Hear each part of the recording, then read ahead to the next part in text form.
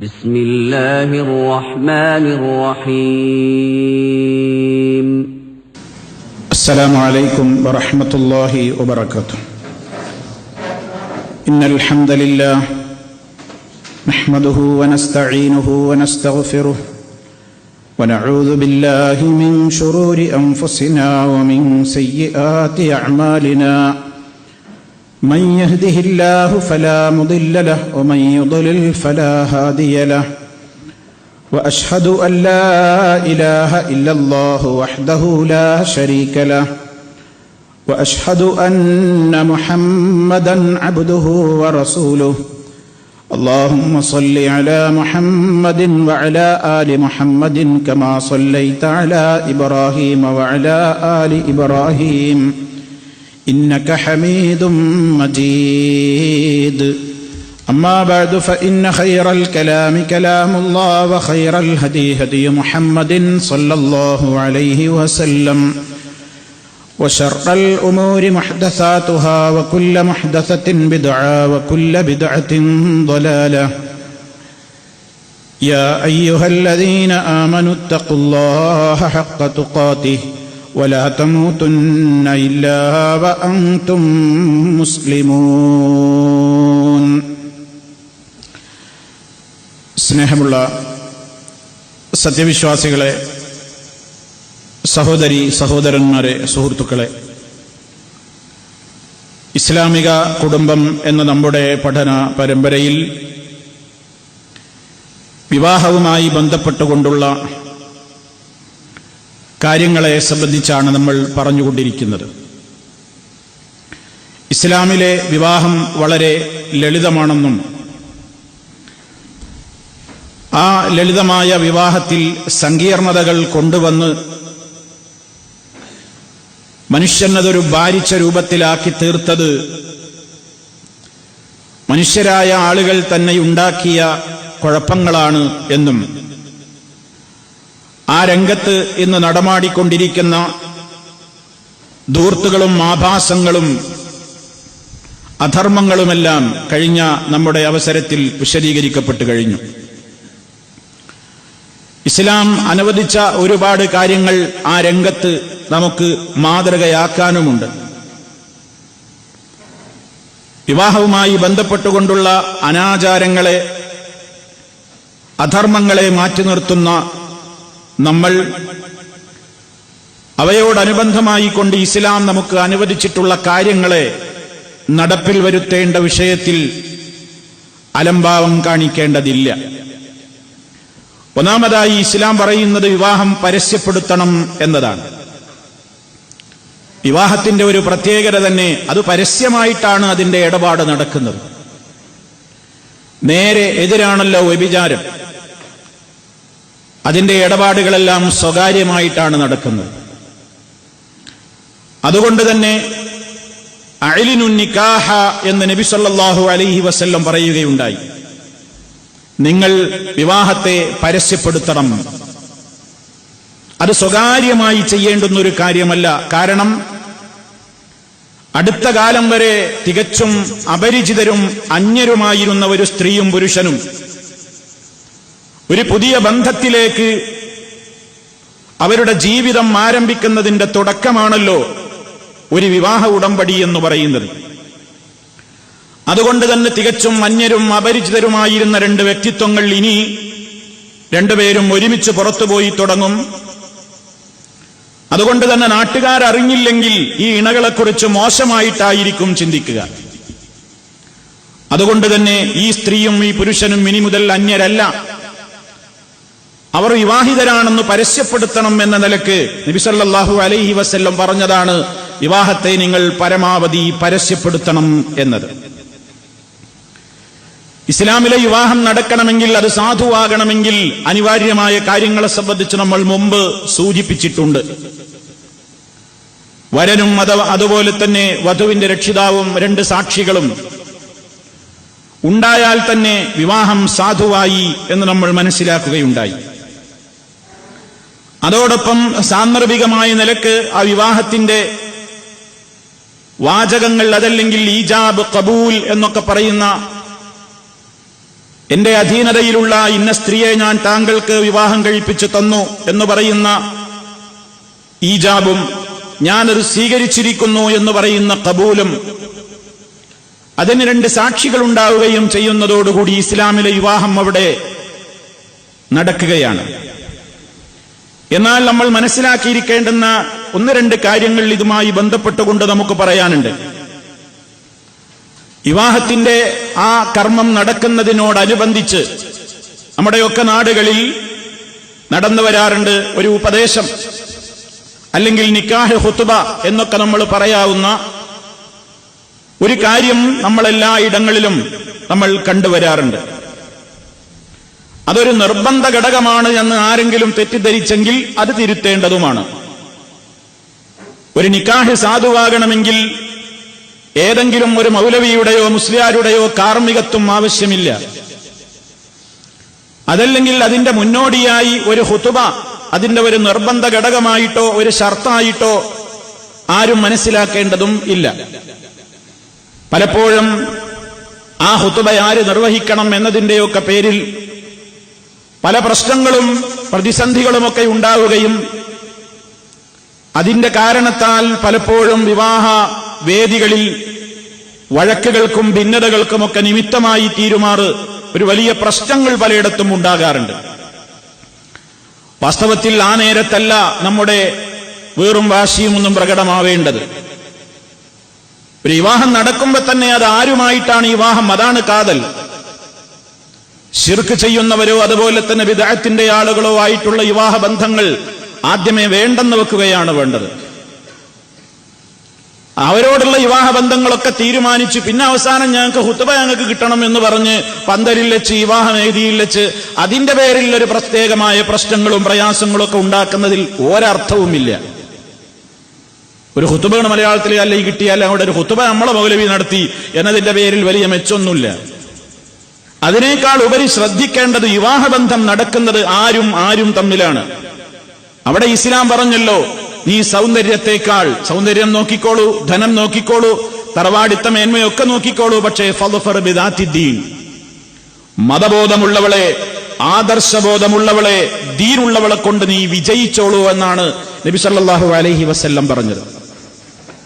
അതുകൊണ്ട് തന്നെ വിവാഹ രംഗത്ത് ആദ്യം തന്നെ ശ്രദ്ധിക്കേണ്ടത് ആദർശബോധമുള്ള, തൗഹീദുള്ള, പടച്ചവനെ പേടിയുള്ള ഒരു കുടുംബത്തിൽ നിന്ന് ആ നിലക്കുള്ളതായിരിക്കണം വിവാഹബന്ധങ്ങൾ.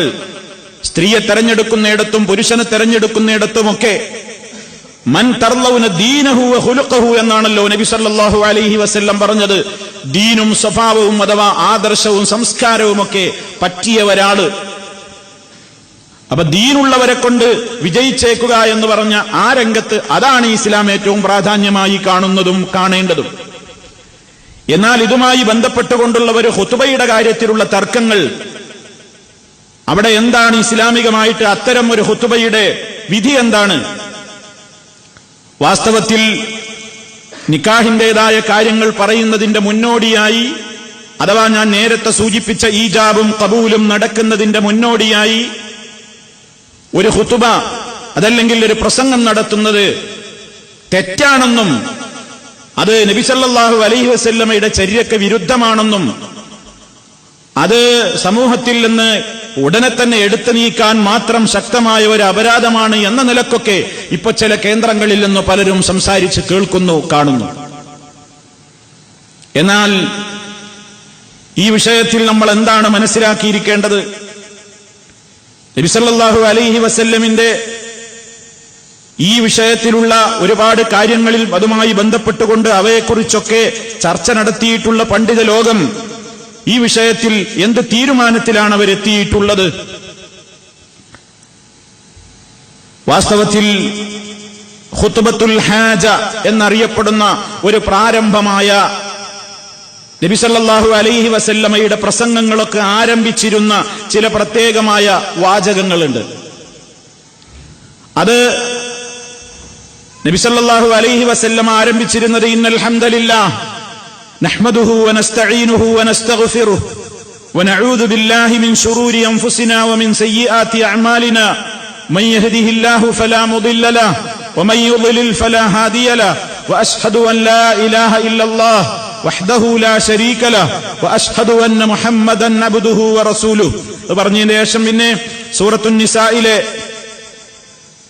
യാ അയ്യുഹന്നാസു ഇത്തഖൂ റബ്ബക്കുമുല്ലദീ ഖലഖക്കും മിൻ നഫ്സിൻ വാഹിദ വഖലഖ മിൻഹാ സൗജഹാ വബസ്സ മിൻഹുമാ റിജാലൻ കസീറൻ വനിസാഅ എന്ന് തുടങ്ങുന്ന ആയത്ത്.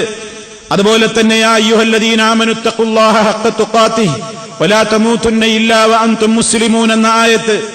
അതുപോലെ യാ അയ്യുഹല്ലദീന ആമനു ഇത്തഖുല്ലാഹ വഖൂലൂ ഖൗലൻ സദീദാ യുസ്ലിഹ് ലക്കും അഅമാലക്കും വയഗ്ഫിർ ലക്കും ദുനൂബക്കും വമൻ യുതിഇല്ലാഹ വറസൂലഹു ഫഖദ് ഫാസ ഫൗസൻ അളീമാ.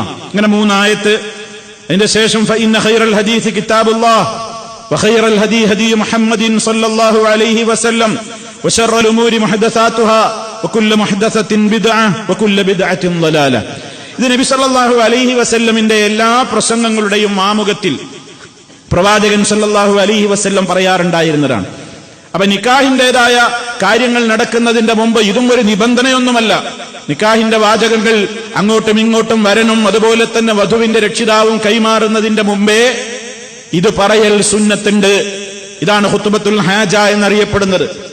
എന്നാൽ അതോടനുബന്ധമായി കൊണ്ട് ഇത് പറയുന്നതിന്റെ പുറമെ ഇത് മാത്രമേ പറയാൻ പാടുള്ളൂ എന്ന് ചില ആളുകൾ ഇപ്പോൾ വളരെ വാശിയോടുകൂടെ സംസാരിച്ചു കാണുന്നു.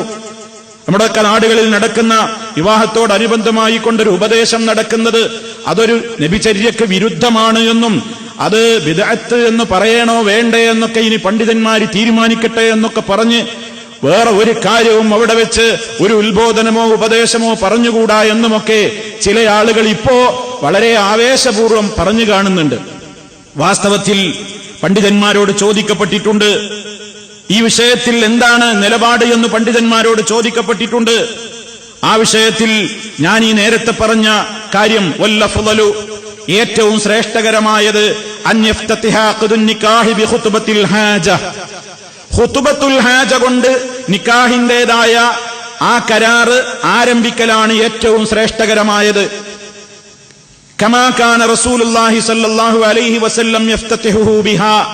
നബി സല്ലല്ലാഹു അലൈഹി വസല്ലമിന്റെ ഖുത്ബകളൊക്കെ ആരംഭിച്ചിരുന്നത് ഈ ഖുത്ബത്തുൽ ഹാജയുടെ വാചകങ്ങൾ കൊണ്ടാണ്. ഏതാ ഖുത്ബത്തുൽ ഹാജ? ഞാൻ പറഞ്ഞു ഇന്നൽ ഹംദലില്ലാഹ് എന്ന് തുടങ്ങി ആ 3 ആയത്തുകൾ ഓതുന്ന ഈ രൂപത്തിലുള്ള കാര്യം. എന്നാൽ ഇനി പറയുന്നത് ശ്രദ്ധിക്കുക. ഇവിടെയാണ് ചില ആളുകൾ അനാവശ്യമായൊരു ചർച്ച വലിച്ചിട്ട് കൊണ്ടുവരുന്നത്. വേറൊന്നും പറഞ്ഞൂടാ, ഇത് മാത്രമേ ആകാവൂ, പിന്നീട് നിക്കാഹിന്റെ ഈജാബിന്റെയും ഖബൂലിന്റെയും വാചകങ്ങൾ പറയുകയാണ് വേണ്ടത് എന്നാണോ പണ്ഡിതന്മാര് പറഞ്ഞത്? അല്ല. ഇനി ശ്രദ്ധിച്ചോളൂ. വഇൻ സാദ ബഅദുൽ ആയാതി വൽ ഹദീസ് മഅ ശൈഇൻ മിനൽ വഅളി വന്നസീഹതി വത്തദ്കീരി ബിഹുഖൂഖി സൗജൈനി വത്തയ്സീരി ഫീ ഉമൂരി الزواജി വഅദമിൽ ഇസ്റാഫി വനഹ്വി ദാലിക ഫലാ ഹറജ. എന്താണ് പറയുന്നത്? ഇതിപ്പോ പറയേണ്ടി വരുന്നത് എന്തുകൊണ്ടാണെന്നറിയോ? ഇപ്പോ ഒരു വിഭാഗം ആളുകൾ ഇപ്പൊ നമ്മുടെ നാടുകളിലൊക്കെ ഈ നടക്കുന്ന വിവാഹവുമായി ബന്ധപ്പെട്ടുകൊണ്ട് സാന്ദർഭികമായി അവിടെ ഒരു ഉത്ബോധനം നടത്തിവരുന്നതിനെ വളരെ മോശമായി ചിത്രീകരിക്കുന്ന ഒരവസ്ഥയിലേക്ക് ഇന്ന് കണ്ടുവരുന്നു. അപ്പൊ അതുകൊണ്ടാണ് ഇത് പറയേണ്ടി വന്നത്. നമ്മൾ ചിന്തിക്കുക. പണ്ഡിതന്മാര് പറയാണ് ഈ ഏറ്റവും ഉത്തമം ഈ ആദ്യം പറഞ്ഞ ഈ രീതിയിൽ ഇങ്ങനെ പറയലാണ്. എന്നാൽ വഇൻ സാദ, ഇനി ആ ഖുത്ബത്തുൽ ഹാജയുടെ വാചകങ്ങൾക്ക് പുറമേ വർദ്ധിപ്പിച്ചാൽ ഏതാനും ആയത്തുകളും ഹദീസുകളും ജനങ്ങൾക്കാവശ്യമായ നസീഹത്തും ഉപദേശവും കൊടുക്കാനും ഭാര്യാഭർത്താക്കൾക്കിടയിലുള്ള കടമകളെ സംബന്ധിച്ചുള്ള മുന്നറിയിപ്പുകളും ഉത്ബോധനങ്ങളും നൽകാനും വിവാഹരംഗത്തിന്ന് കാണുന്ന ധൂർത്തുകൾക്കെതിരെ ശബ്ദിക്കാനുമൊക്കെ ഉപയോഗപ്പെടുന്ന നിലക്ക് ഈ പറയുന്ന ഖുത്ബത്തുൽ ഹാജയുടെ വാചകങ്ങളെക്കാൾ വർദ്ധിപ്പിച്ചാൽ ഫലാ ഹറജ, അതിലൊരു തെറ്റുമില്ല. ഇത് അബ്ദുൽ അസീസ് ഇബ്നു ഫൗസാൻ അൽ ഫൗസാൻ, ഡോക്ടർ അബ്ദുൽ അസീസ് ഇബ്നു ഫൗസാൻ അൽ ഫൗസാന്റെ അൽ മുത്തഖിൽ ഫിഖ്ഹിയിൽ നമുക്ക് വളരെ കൃത്യമായിട്ട് കാണാൻ സാധിക്കും. ആധുനിക ലോകത്തുള്ള പല വാചകങ്ങളും എടുത്തുകൊണ്ടാണ് ചില ലേഖനങ്ങളിലൂടെയൊക്കെ ചില ആളുകൾ ഇതൊരു വല്ലാത്തൊരു അപരാധമാണ്, അതല്ലെങ്കിൽ അത് ചെയ്യാൻ പാടില്ലാത്തൊരു കാര്യമാണ് എന്ന രൂപത്തിൽ സംസാരിച്ചു കൊണ്ടിരിക്കുന്നുണ്ട്. എന്നാൽ നേരത്തെ പറഞ്ഞത് മറക്കാതിരിക്കുക. ഇതൊരു നിർബന്ധ ഘടകമല്ല, അതല്ലെങ്കിൽ ഒരു അനിവാര്യമായ സംഗതിയല്ല. ഇതില്ലെങ്കിൽ വിവാഹം സാധുവല്ല, അതിന്റെ പേരിൽ പ്രശ്നം ഉണ്ടാക്കേണ്ടതുണ്ട് എന്നൊന്നും ആരും ധരിക്കേണ്ടതില്ല. ഇനിയും നോക്കൂ, വേറെ ഒരു ഫത്വയിൽ നമുക്ക് കാണാം, ലജ്നത്തുദ്ദായിമയോട് സൗദി അറേബ്യയിലുള്ള ലജ്നത്തുദ്ദായിമയോട് ചോദിക്കുകയാണ് ഫത്വ. എന്താണ്? ഒരാൾ ചോദിക്കാണ്, ചില ഘട്ടങ്ങളിൽ ഞങ്ങളുടെ നാടുകളിൽ ചില സന്ദർഭങ്ങളിൽ വിവാഹവുമായി ബന്ധപ്പെട്ട ആഘോഷങ്ങൾ, ആ രൂപത്തിലുള്ള പരിപാടികൾ പാർട്ടി ഹാളുകളിലും ഹോട്ടലുകളിലുമൊക്കെ വെച്ച് നടക്കാറുണ്ട്. അത്തരം സന്ദർഭങ്ങളിൽ വധുവിന്റെ ആളുകളോ വരന്റെ ആളുകളോ ഒക്കെ ഏതെങ്കിലും ഇൽമു പഠിക്കുന്ന വിദ്യാർത്ഥികളോടോ അതുമായി ബന്ധപ്പെട്ട ആളുകളോടോ ഒക്കെ ജനങ്ങൾക്ക് ആവശ്യമായ ഒരു ഉപദേശവും ഉത്ബോധനവുമൊക്കെ വിവാഹവുമായി ബന്ധപ്പെട്ടുകൊണ്ടും മഹർ അതിരി കവിയുക, അതുപോലെ തന്നെ വിവാഹ സദ്യകളിൽ നടത്തുന്ന ധൂർത്തിനെതിരെ, അതുപോലെ തന്നെ വിവാഹത്തിന്റെ സദസ്സുകളിൽ വെച്ച് നടക്കുന്ന അന്യ സ്ത്രീ പുരുഷന്മാര് കൂടിക്കലരുകളും അത് ഫോട്ടോ എടുക്കലും അതുപോലെ തന്നെ മ്യൂസിക്കുകളും സംഗീതങ്ങളും ആ രൂപത്തിലുള്ള കാര്യങ്ങളെയൊക്കെ എതിർക്കുവാനും ഉപദേശിക്കുവാനും വേണ്ടി ആ സമയത്ത് ആ സന്തോഷത്തിന്റെ അവസരങ്ങളിൽ ഒരു വഅ്ള് പറയുന്നത് ഞങ്ങളുടെയൊക്കെ നാടുകളിൽ പതിവുണ്ട്. എന്നാൽ ചില ആളുകൾ അത്തരം ഘട്ടങ്ങളിൽ അത് പാടില്ലെന്ന് വാദിക്കുന്നുണ്ട്. എന്താണ് ഈ വിഷയത്തിലുള്ള പ്രതിവിധി എന്ന് ലജ്നത്തുദ്ദായിമയോട് ഫത്വ ചോദിച്ചപ്പോൾ അൽ ജവാബ് ലാ മാനിഅ മിൻ ഇൽഖാഇ മുഹാദറ നാഫിഅ അലൽ ഹാദിരീന في أمرهم بالمعروف ونهيهم عن المنكر في حفل الزواج وبالله التوفيق. എന്താണ് പറയുന്നതിന്റെ ആശയം? ലാ മാനിഅ, വിരോധമില്ല, തടസ്സമില്ല, മിൻ ഇൽഖാഇ മുഹാദറ നാഫിഅ, ഉപകാരപ്രദമായ ഒരു പ്രസംഗം നടത്തുന്നതിന്, അലൽ ഹാദിരീന, അവിടെ ഹാജരായ ആളുകൾക്ക്, ഫീ അംരിഹിം ബിൽ മഅറൂഫി, സദാചാരം കൊണ്ട് കൽപ്പിക്കുവാനും, വനഹീഹിം അനിൽ മുൻകരി, ദുരാചാരങ്ങളെ തൊട്ട് ജനങ്ങളെ തടയുവാനും, ഫീ ഹഫ്ലി സിവാജ്, വിവാഹത്തിന്റെ ആഘോഷ സന്ദർഭങ്ങളിൽ അത്തരത്തിലുള്ള ഉത്ബോധനങ്ങൾ നടത്തുന്നത് വിരോധമുള്ള കാര്യമല്ല, അതിന് തടസ്സമല്ല എന്ന് ലജ്നത്തുദ്ദായിമയുടെ ഫത്വയിൽ നമുക്ക് കാണാൻ സാധിക്കും. മാത്രമല്ല ശൈഖ് അൽബാനി അദ്ദേഹത്തിന് ഖുത്ബത്തുൽ ഹാജ എന്ന പേരിൽ ഒരു ചെറുകൃതിയുണ്ട്. ആ ഖുത്ബത്തുൽ ഹാജയെ സംബന്ധിച്ച് പറഞ്ഞിട്ട് അദ്ദേഹം ആ കിതാബിൽ തന്നെ പറയുന്നുണ്ട്, ഹാദിഹിൽ ഖുത്ബ, ഈ ഖുത്ബ അഥവാ ഈ ഖുത്ബത്തുൽ ഹാജ എന്ന് പറയുന്ന ഞാൻ നിങ്ങളെ ആദ്യം കേൾപ്പിച്ചിട്ടുള്ള ആ വാചകങ്ങൾ, അതുകൊണ്ട് എല്ലാ ഖുത്ബകളും അതുകൊണ്ടാണ് തുടക്കപ്പെടേണ്ടത്. അത് നിക്കാഹിന്റെ ഖുത്ബയാണെങ്കിലും ജുമുഅ ഖുത്ബയാണെങ്കിലും അല്ലാത്ത ഖുത്ബയാണെങ്കിലും ശരി എന്ന് അദ്ദേഹം പറയുമ്പോൾ ആ വാചകത്തിൽ നിന്നും മനസ്സിലാക്കാം, ഖുത്ബത്തുൽ ഹാജക്ക് പുറമെ നിക്കാഹിനായിട്ടൊരു ഖുത്ബ, ഒരു പ്രസംഗം, ഉത്ബോധനം നടത്തുകയാണെങ്കിൽ അതിന്റെ പ്രാരംഭത്തിലും ഈ വാചകങ്ങൾ പറയലാണ് വേണ്ടത് എന്ന് ശൈഖ് അൽബാനി അദ്ദേഹത്തിന്റെ ഗ്രന്ഥത്തിൽ രേഖപ്പെടുത്തുന്നുണ്ട്.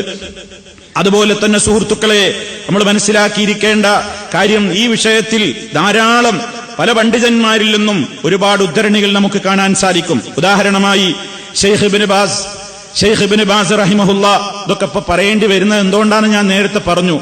മുമ്പില്ലാത്ത വസ്വാസുകളൊക്കെ ഇപ്പൊ അങ്ങനെ ഉണ്ടാക്കിയിട്ട് അതൊക്കെ ഇവർക്കൊന്നും സലഫിയത്തില്ല, ഇവരൊക്കെ തനി, ഇതിനൊക്കെ ചില സ്വാർത്ഥ താല്പര്യക്കാര് അവർക്ക് താല്പര്യങ്ങൾക്ക് വേണ്ടിയിട്ട് വിവാഹ പന്തലിൽ ഇതിങ്ങനെ നടത്തേണ് എന്നൊക്കെ പറഞ്ഞ് എന്തോ ഒരു വലിയ അപരാധം ഇപ്പൊ വിവാഹത്തോടനുബന്ധിച്ച് ഇങ്ങനെ ഒരു ഖുത്ബയോ ഒരു ഉത്ബോധനമോ ഒക്കെ നടത്തിപ്പോയാൽ അതൊരു വല്ലാത്തൊരു തെറ്റാണ് എന്ന ഒരു മെസ്സേജ് നൽകുന്ന നിലക്കുള്ള ചില പ്രചരണങ്ങൾ വരുന്നത് കൊണ്ടാണ് ആധുനിക ലോകത്തുള്ള പണ്ഡിതന്മാരുടെ ഫത്വകൾ നമ്മൾ പറയേണ്ടി വരുന്നത്.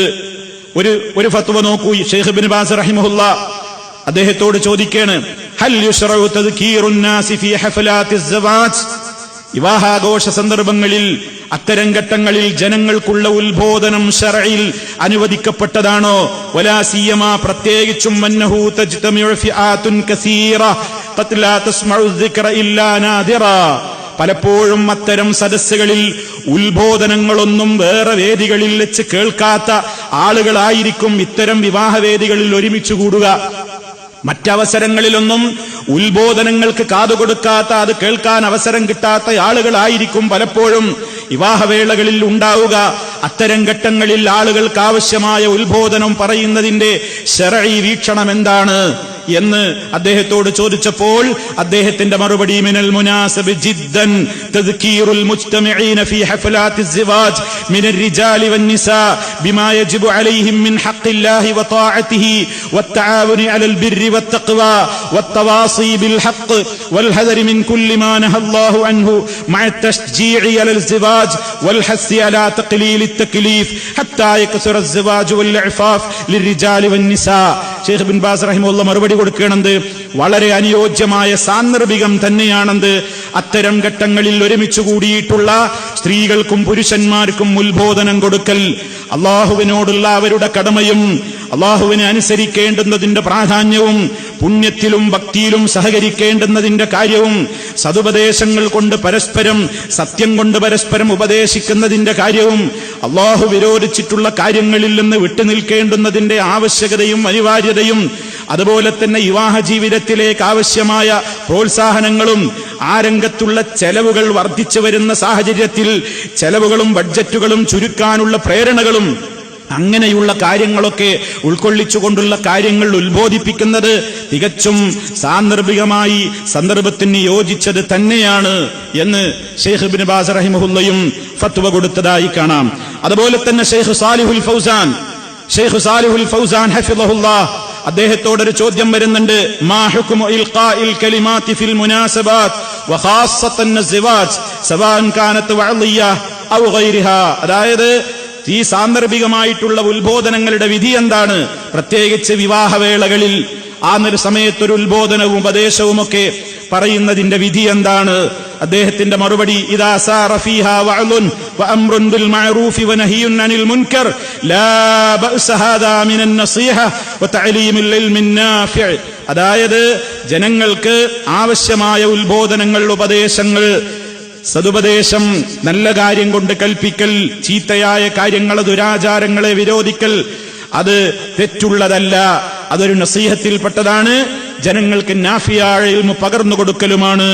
ജനങ്ങൾക്ക് ആവശ്യമായ ഇൽമു പഠിപ്പിക്കാൻ ഉദ്ദേശിച്ചുകൊണ്ടുള്ള അത്തരത്തിലുള്ള കാര്യങ്ങൾ അത് നല്ലത് തന്നെയാണ് എന്ന് അദ്ദേഹവും ഫത്വ കൊടുത്തതായി നമുക്ക് കാണാൻ സാധിക്കും.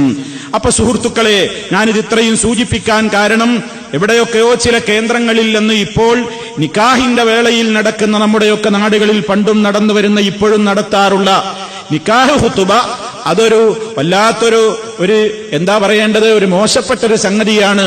വെറുതെ ചില സ്വാർത്ഥ താല്പര്യക്കാരുണ്ടാക്കി തീർത്തൊരു പരിപാടിയാണ്. അത് മതത്തിലില്ലാത്തൊരു സംഗതിയാണ് എന്ന് പറയുമ്പോൾ ആ വിഷയത്തിൽ പണ്ഡിതന്മാർ എന്താണ് അതിനെ സംബന്ധിച്ച് സംസാരിച്ചിട്ടുള്ളത് എന്ന് സാന്ദർഭികമായി ഉണർത്തിയെന്ന് മാത്രം. എന്നാൽ സന്ദർഭത്തിന് യോജിക്കാത്ത നിലക്കത് നീട്ടി വലിച്ച്, അതല്ലെങ്കിൽ ആ സന്തോഷത്തിന്റെ വേളയിൽ മറ്റുള്ള ഒരുപാട് കാര്യങ്ങൾ അവിടെ വച്ച് പറയേണ്ടതില്ലാത്ത, അനുയോജ്യമല്ലാത്ത പല കാര്യങ്ങളും ചില ആളുകൾ തൊലാഖിന്റെ വിധി വരെ നിക്കാഹിന്റെ ഖുതുബയിൽ പറയും. തൊലാഖ് ഇവിടെ വിവാഹം നടക്കാൻ പോകുക സന്തോഷത്തിന്റെ ദിവസം, എന്നിട്ട് അവിടെ അങ്ങോട്ട് പറഞ്ഞിങ്ങനെ പോയിട്ട് അവസാനം ഭാര്യാഭർത്താക്കളെ മര്യാദ ഇതൊക്കെ പറയണം. അവസാനം തലാക്ക് 3 തലാക്ക്, അതിന്റെ എല്ലാ തലാക്കും അതിന്റെ പിണങ്ങലും എല്ലാം കൂടി ഒക്കെ കൂടി പറയേണ്ട അവസരമല്ല. ആവശ്യമായ സാന്ദർഭികമായ ഒരു ഉത്ബോധനം ഒരു ചുരുക്കി പറഞ്ഞാൽ അത് വളരെ നല്ലത് തന്നെയാണ്. അതുകൊണ്ട് പ്രത്യേകിച്ച് നേരത്തെ ഒരു ചോദ്യകർത്താവ് ചോദിച്ചത് കേട്ടില്ലേ, പലപ്പോഴും ഒരു വിവാഹ വേദിയിലായിരിക്കും ഇങ്ങനെയൊക്കെ ഒരു ഉത്ബോധനങ്ങൾ ചില ആളുകളൊക്കെ ആദ്യമായി കേൾക്കുക. അപ്പൊ അത്തരം ഘട്ടങ്ങൾ ഉപയോഗപ്പെടുത്തുന്നതിൽ ഒരു തെറ്റുണ്ടെന്ന് പറയാൻ പറ്റൂല എന്ന് ആ വിഷയത്തിൽ പണ്ഡിതന്മാര് പറഞ്ഞിട്ടുണ്ട്. ഇപ്പോഴും നമ്മൾ അങ്ങനെ തന്നെ മനസ്സിലാക്കേണ്ടതുള്ളൂ. അതൊരു നിർബന്ധ ഘടകമാണെന്നോ അത് കൂടാതെ കഴിയാത്തൊരു സംഗതിയാണെന്നോ, വിവാഹം സാധുവാകണമെങ്കിൽ നിക്കാഹിന്റെ ഖുതുബ നടന്നിട്ടില്ലെങ്കിൽ എന്തോ കമ്മിയായി എന്നോ ഒന്നും ആരും ഇവിടെ പറയുന്നില്ല. അങ്ങനെ ചിന്തിക്കാനും പാടില്ല. അതേ അവസരത്തിൽ അങ്ങനെ ഒരു ഉത്ബോധനം നടത്തിയാൽ എന്തോ വലിയ അപകാരം ചെയ്തു, സലഫിയത്തിന് വിരുദ്ധമായി വന്നുപോയി, മതത്തിലില്ലാത്ത നിക്കാഹിന്റെ ഖുതുബ നടത്തിയത് നബിചര്യക്ക് വിരുദ്ധമായി, ബിദ്അത്താണോ അല്ലേ ഹറാമാണോ എന്നൊക്കെ ഇനി പണ്ഡിതന്മാർ ചർച്ച ചെയ്യട്ടെ എന്ന് വരെ പറയുന്ന ഒരവസ്ഥയോളവും എത്തേണ്ടതില്ല. അതിലുള്ള മിതമായ മധ്യമമായ നിലപാടാണ് ഈ പറയുന്നത് എന്ന് സാന്ദർഭികമായി ഞാൻ എന്റെ സഹോദരന്മാരെ ഉണർത്തുകയാണ്. ഇനി സഹോദരന്മാരെ, വിവാഹത്തിന്റെ രംഗത്ത് ഇസ്ലാം നമുക്ക് അനുവദിച്ചു തന്നത്, കഴിഞ്ഞ ക്ലാസ്സിൽ നമ്മൾ പറഞ്ഞു, ഡാൻസും അതുപോലെ തന്നെ മ്യൂസിക്കും മറ്റുള്ള പല ആർഭാടങ്ങളും പലതും ആളുകൾ ചെയ്യാറുണ്ട്. വാസ്തവത്തിൽ ഇസ്ലാം വിവാഹത്തിന്റെ ആഘോഷവേളയിൽ ഉപയോഗിക്കാൻ അനുവദിച്ചിട്ടുള്ള ഒരൊറ്റ വാദ്യോപകരണം മാത്രമേ ഉള്ളൂ, അത് ദഫാണ്. ഒന്നും പറ്റൂലേ? വിവാഹത്തിന്റെ സന്ദർഭത്തിൽ, സന്തോഷത്തിന്റെ ഘട്ടത്തിൽ ഇൻസ്ട്രുമെന്റ്സ് ഒന്നും ഉപയോഗിക്കാൻ പാടില്ലേ? പാടുണ്ട്. ഒന്ന് മാത്രം, ദഫടിക്കൽ അനുവദനീയാണ്. അത് തന്നെയും നിബന്ധനകൾക്ക് വിധേയമാണ്. പുരുഷന്മാര് ദഫടിക്കാൻ പാടില്ല. അതേ അവസരത്തിൽ ഇസ്ലാം അത് അനുവദിച്ചു കൊടുത്തത് ആർക്കാണ്? കുട്ടികൾക്കും സ്ത്രീകൾക്കും മാത്രം. സ്ത്രീകൾക്കും കുട്ടികൾക്കും മാത്രമാണത് ഉപയോഗിക്കാൻ അനുവാദം കൊടുത്തത്. പുരുഷന്മാർക്ക് അത് ഉപയോഗിക്കാൻ അനുവാദം തന്നിട്ടില്ല. അങ്ങനെയുള്ള അനുവദനീയമായ ദഫ് ഉപയോഗിച്ചുകൊണ്ട് മണവാട്ടിയെ കൊണ്ടുപോകുമ്പോഴോ അല്ലെങ്കിൽ മണവാട്ടിയെ ഇങ്ങോട്ട് കൊണ്ടുവരുമ്പോഴോ ഒക്കെ അശ്ലീലതകൾ കലരാത്ത, പെണ്ണിന്റെ ശരീര ലാവണ്യങ്ങൾ വർണ്ണിക്കാത്ത, സൗന്ദര്യവർണ്ണനയില്ലാത്ത, ഹറാമായ രൂപത്തിലുള്ള പ്രതിപാദനങ്ങളും കാര്യങ്ങളൊന്നുമില്ലാത്ത നിലക്ക് സംഗീതത്തിന്റെ ഇൻസ്ട്രുമെന്റ്സിന്റെ, മറ്റുള്ള ഇൻസ്ട്രുമെന്റ്സിന്റെ അകമ്പടി കൂടാതെ ദഫടിച്ചുകൊണ്ട് ചെറിയ പാട്ടുകൾ പാടുന്നതിന് വിരോധമില്ല. നബി സല്ലല്ലാഹു അലൈഹി വസല്ലം അതിന് അനുവാദം കൊടുത്തിട്ടുണ്ട്. ഒരിക്കൽ ആയിഷ റളിയല്ലാഹു തആല അൻഹയോട് അല്ലാഹുവിന്റെ റസൂല് ചോദിച്ചതായി നമുക്ക് കാണാം, ചരിത്രത്തിൽ കാണാം. ആയിഷ റളിയല്ലാഹു തആല അൻഹ ഒരിക്കൽ അൻസാരികളിൽപ്പെട്ട ഒരു സഹാബിക്ക് വേണ്ടി ഒരു മണവാട്ടിയെ ചമയിച്ചൊരുക്കി. അൻസാരികളായ സഹാബിമാരിൽപ്പെട്ട ഒരു അൻസാരിക്ക് വേണ്ടി അദ്ദേഹത്തിനുള്ള മണവാട്ടിയെ ഒരുക്കി പറഞ്ഞേക്കുന്ന കൂട്ടത്തിൽ ആയിഷ ബീവി റളിയല്ലാഹു തആല അൻഹ ഉണ്ടായിരുന്നു. ആ സമയത്ത് അള്ളാന്റെ റസൂല് ആയിഷ ബീവി റളിയല്ലാഹു തആല അൻഹയോട് ചോദിക്കേണ്, അവളുടെ കൂടെ പാട്ടുകാരികളെ ഒന്നും പറഞ്ഞേച്ചില്ലേ? കൂടെ പാട്ടുകാരികളെ ഒന്നും പറഞ്ഞേച്ചില്ലേ? ദഫടിക്കുന്ന പെൺകുട്ടികളെ പറഞ്ഞേക്കാതിരുന്നത് എന്തേ? കാരണം അൻസാരികൾക്ക് ഈ വിനോദത്തോട് വലിയ ഇഷ്ടമുള്ള ആളുകളാണ്. അവർക്ക് ഈ പാട്ടിനോടൊക്കെ വലിയ താല്പര്യമുള്ള ആളുകളാണ്. അതുകൊണ്ട് അവരുടെ അടുത്തേക്ക് മണവാട്ടിയെ ഒരുക്കി അയക്കുമ്പോ പാട്ടുപാടുന്ന കുട്ടികളെയും പെൺകുട്ടികളെയും കൂടെ അയക്കാമായിരുന്നില്ലേ എന്ന് നബി സല്ലല്ലാഹു അലൈഹി വസല്ലമ ആയിഷ റളിയല്ലാഹു തആല അൻഹയോട് ചോദിക്കുന്നുണ്ട്. അപ്പോ ആയിഷ ബിബി റളിയല്ലാഹു തആല അൻഹ ചോദിക്കുന്നുണ്ട്, എന്താണ് അവൾ പാടേണ്ടത്, എന്താണ് പാടാവുന്നത്? അതിലുള്ള വരികൾ വരെ നമുക്ക് കാണാം. അത്തൈനാക്കും അത്തൈനാക്കും ഫഹയ്യൂനാ നുഹയ്യീക്കും എന്ന് തുടങ്ങിയ ചില വരികളാണ് കേൾപ്പിക്കപ്പെട്ടത്. അതിൽ അശ്ലീലതകളില്ല, അനുവദിക്കപ്പെട്ട കാര്യമാണ്. എന്താ അത്തൈനാക്കും അത്തൈനാക്കും എന്ന് പറഞ്ഞാ നമ്മുടെയൊക്കെ നാട്ടിൽ പറയുന്നില്ലേ, ഇതാ വന്നെത്തി, ഞങ്ങൾ ഇതാ വന്നെത്തി എന്ന് പറയുന്നില്ലേ, അല്ലെങ്കിൽ ഇതാ വരുന്നേ, ഞങ്ങൾ ഇതാ വരുന്നേ. അതന്നെ അതിന്റെ ആശയമൊക്കെ അതാണ്. ആ രൂപത്തിൽ ഇതാ ഞങ്ങളിതാ വരുന്നു, നിങ്ങൾ ഇങ്ങോട്ട് അഭിവാദ്യം അർപ്പിക്കൂ, ഞങ്ങൾ അങ്ങോട്ട് അഭിവാദ്യം അർപ്പിക്കാം എന്നിങ്ങനെയൊക്കെയുള്ള ആ നിലക്ക് ഉള്ള പാട്ടുകൾ പാടാം, വിരോധമില്ല. അതുമായി ബന്ധപ്പെട്ട അശ്ലീലതകളും തോന്നിവാസങ്ങളും കലരാത്ത പാട്ട്. അതേ അവസരത്തിൽ ഇൻസ്ട്രുമെന്റ്സ് ഒന്നും പാടില്ല, ദഫ് മാത്രം. നബി സല്ലല്ലാഹു അലൈഹി വസല്ലം ഒരു വിവാഹ സദസ്സിലേക്ക് കയറി ചെല്ലുന്നു. വിവാഹ സദസ്സിലേക്ക് കയറി ചെല്ലുമ്പോൾ ഫജഅലതു ജുവൈരിയാതുൻ ലനാ യദ്രിബന ബിദ്ദഫി.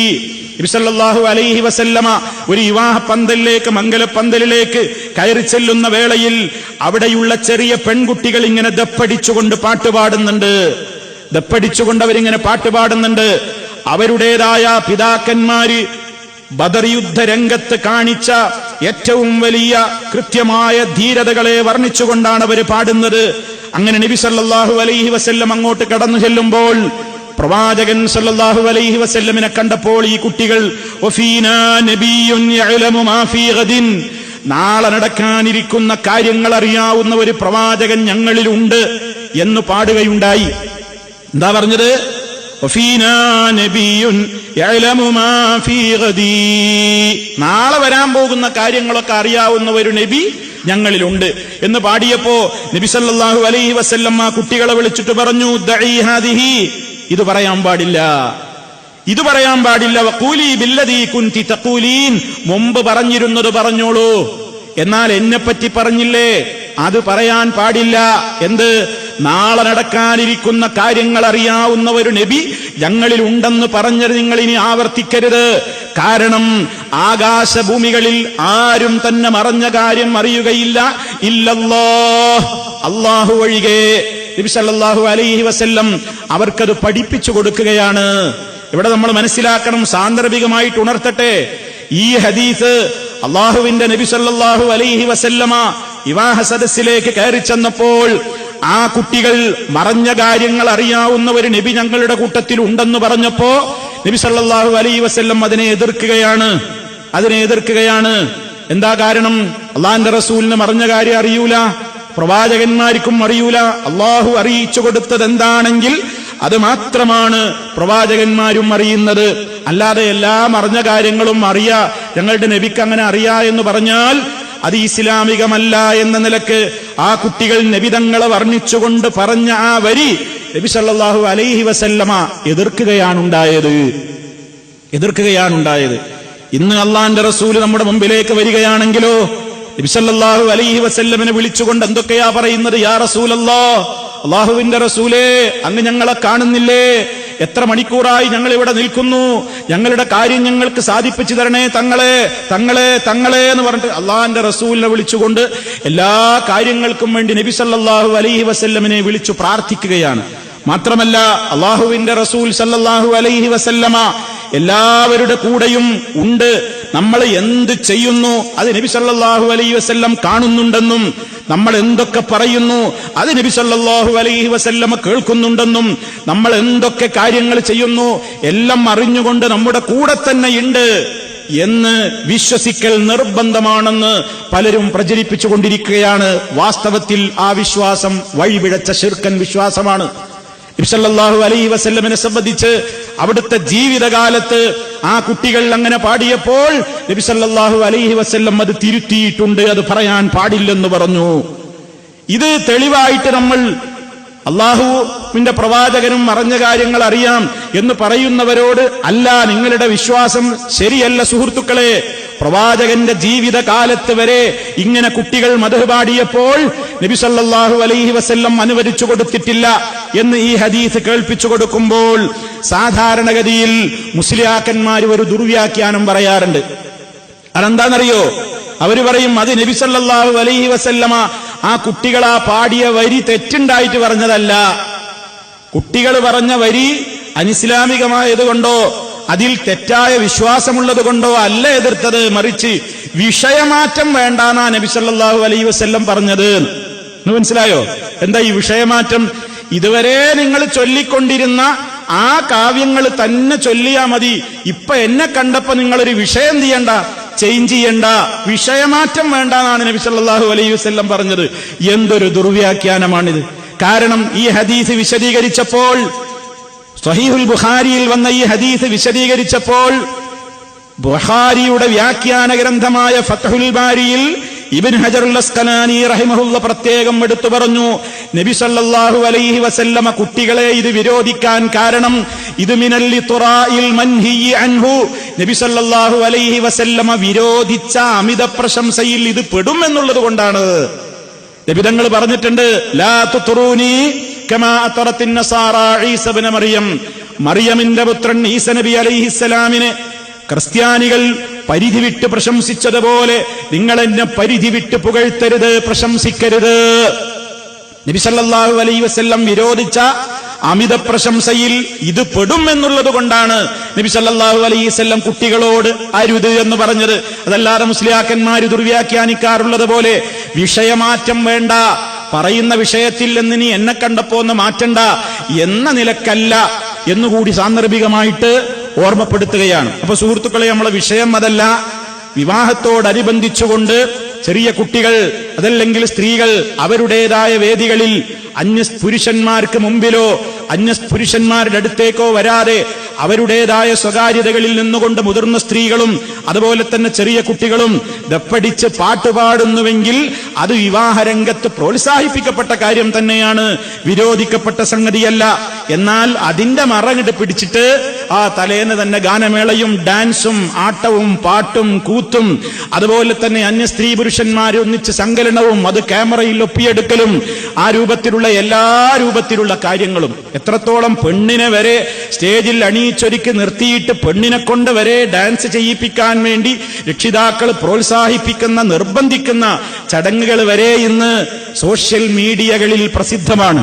അത്രത്തോളം ഈ സമുദായം അധപ്പതിച്ചു പോയിരിക്കുന്നു. അതുകൊണ്ട് ഉള്ളതെന്താണ്, നബി സല്ലല്ലാഹു അലൈഹി വസല്ലം അനുവദിച്ചതെന്താണ്, അത് നമുക്ക് ചെയ്യാം. അതിലപ്പുറം വലിച്ചു നീട്ടി നബി സല്ലല്ലാഹു അലൈഹി വസല്ലമിന്റെ വചനം നമ്മൾ എപ്പോഴും മനഃപ്പാഠമാക്കുന്നത് പോലെ നമ്മൾ പറയേണ്ടതുണ്ട്.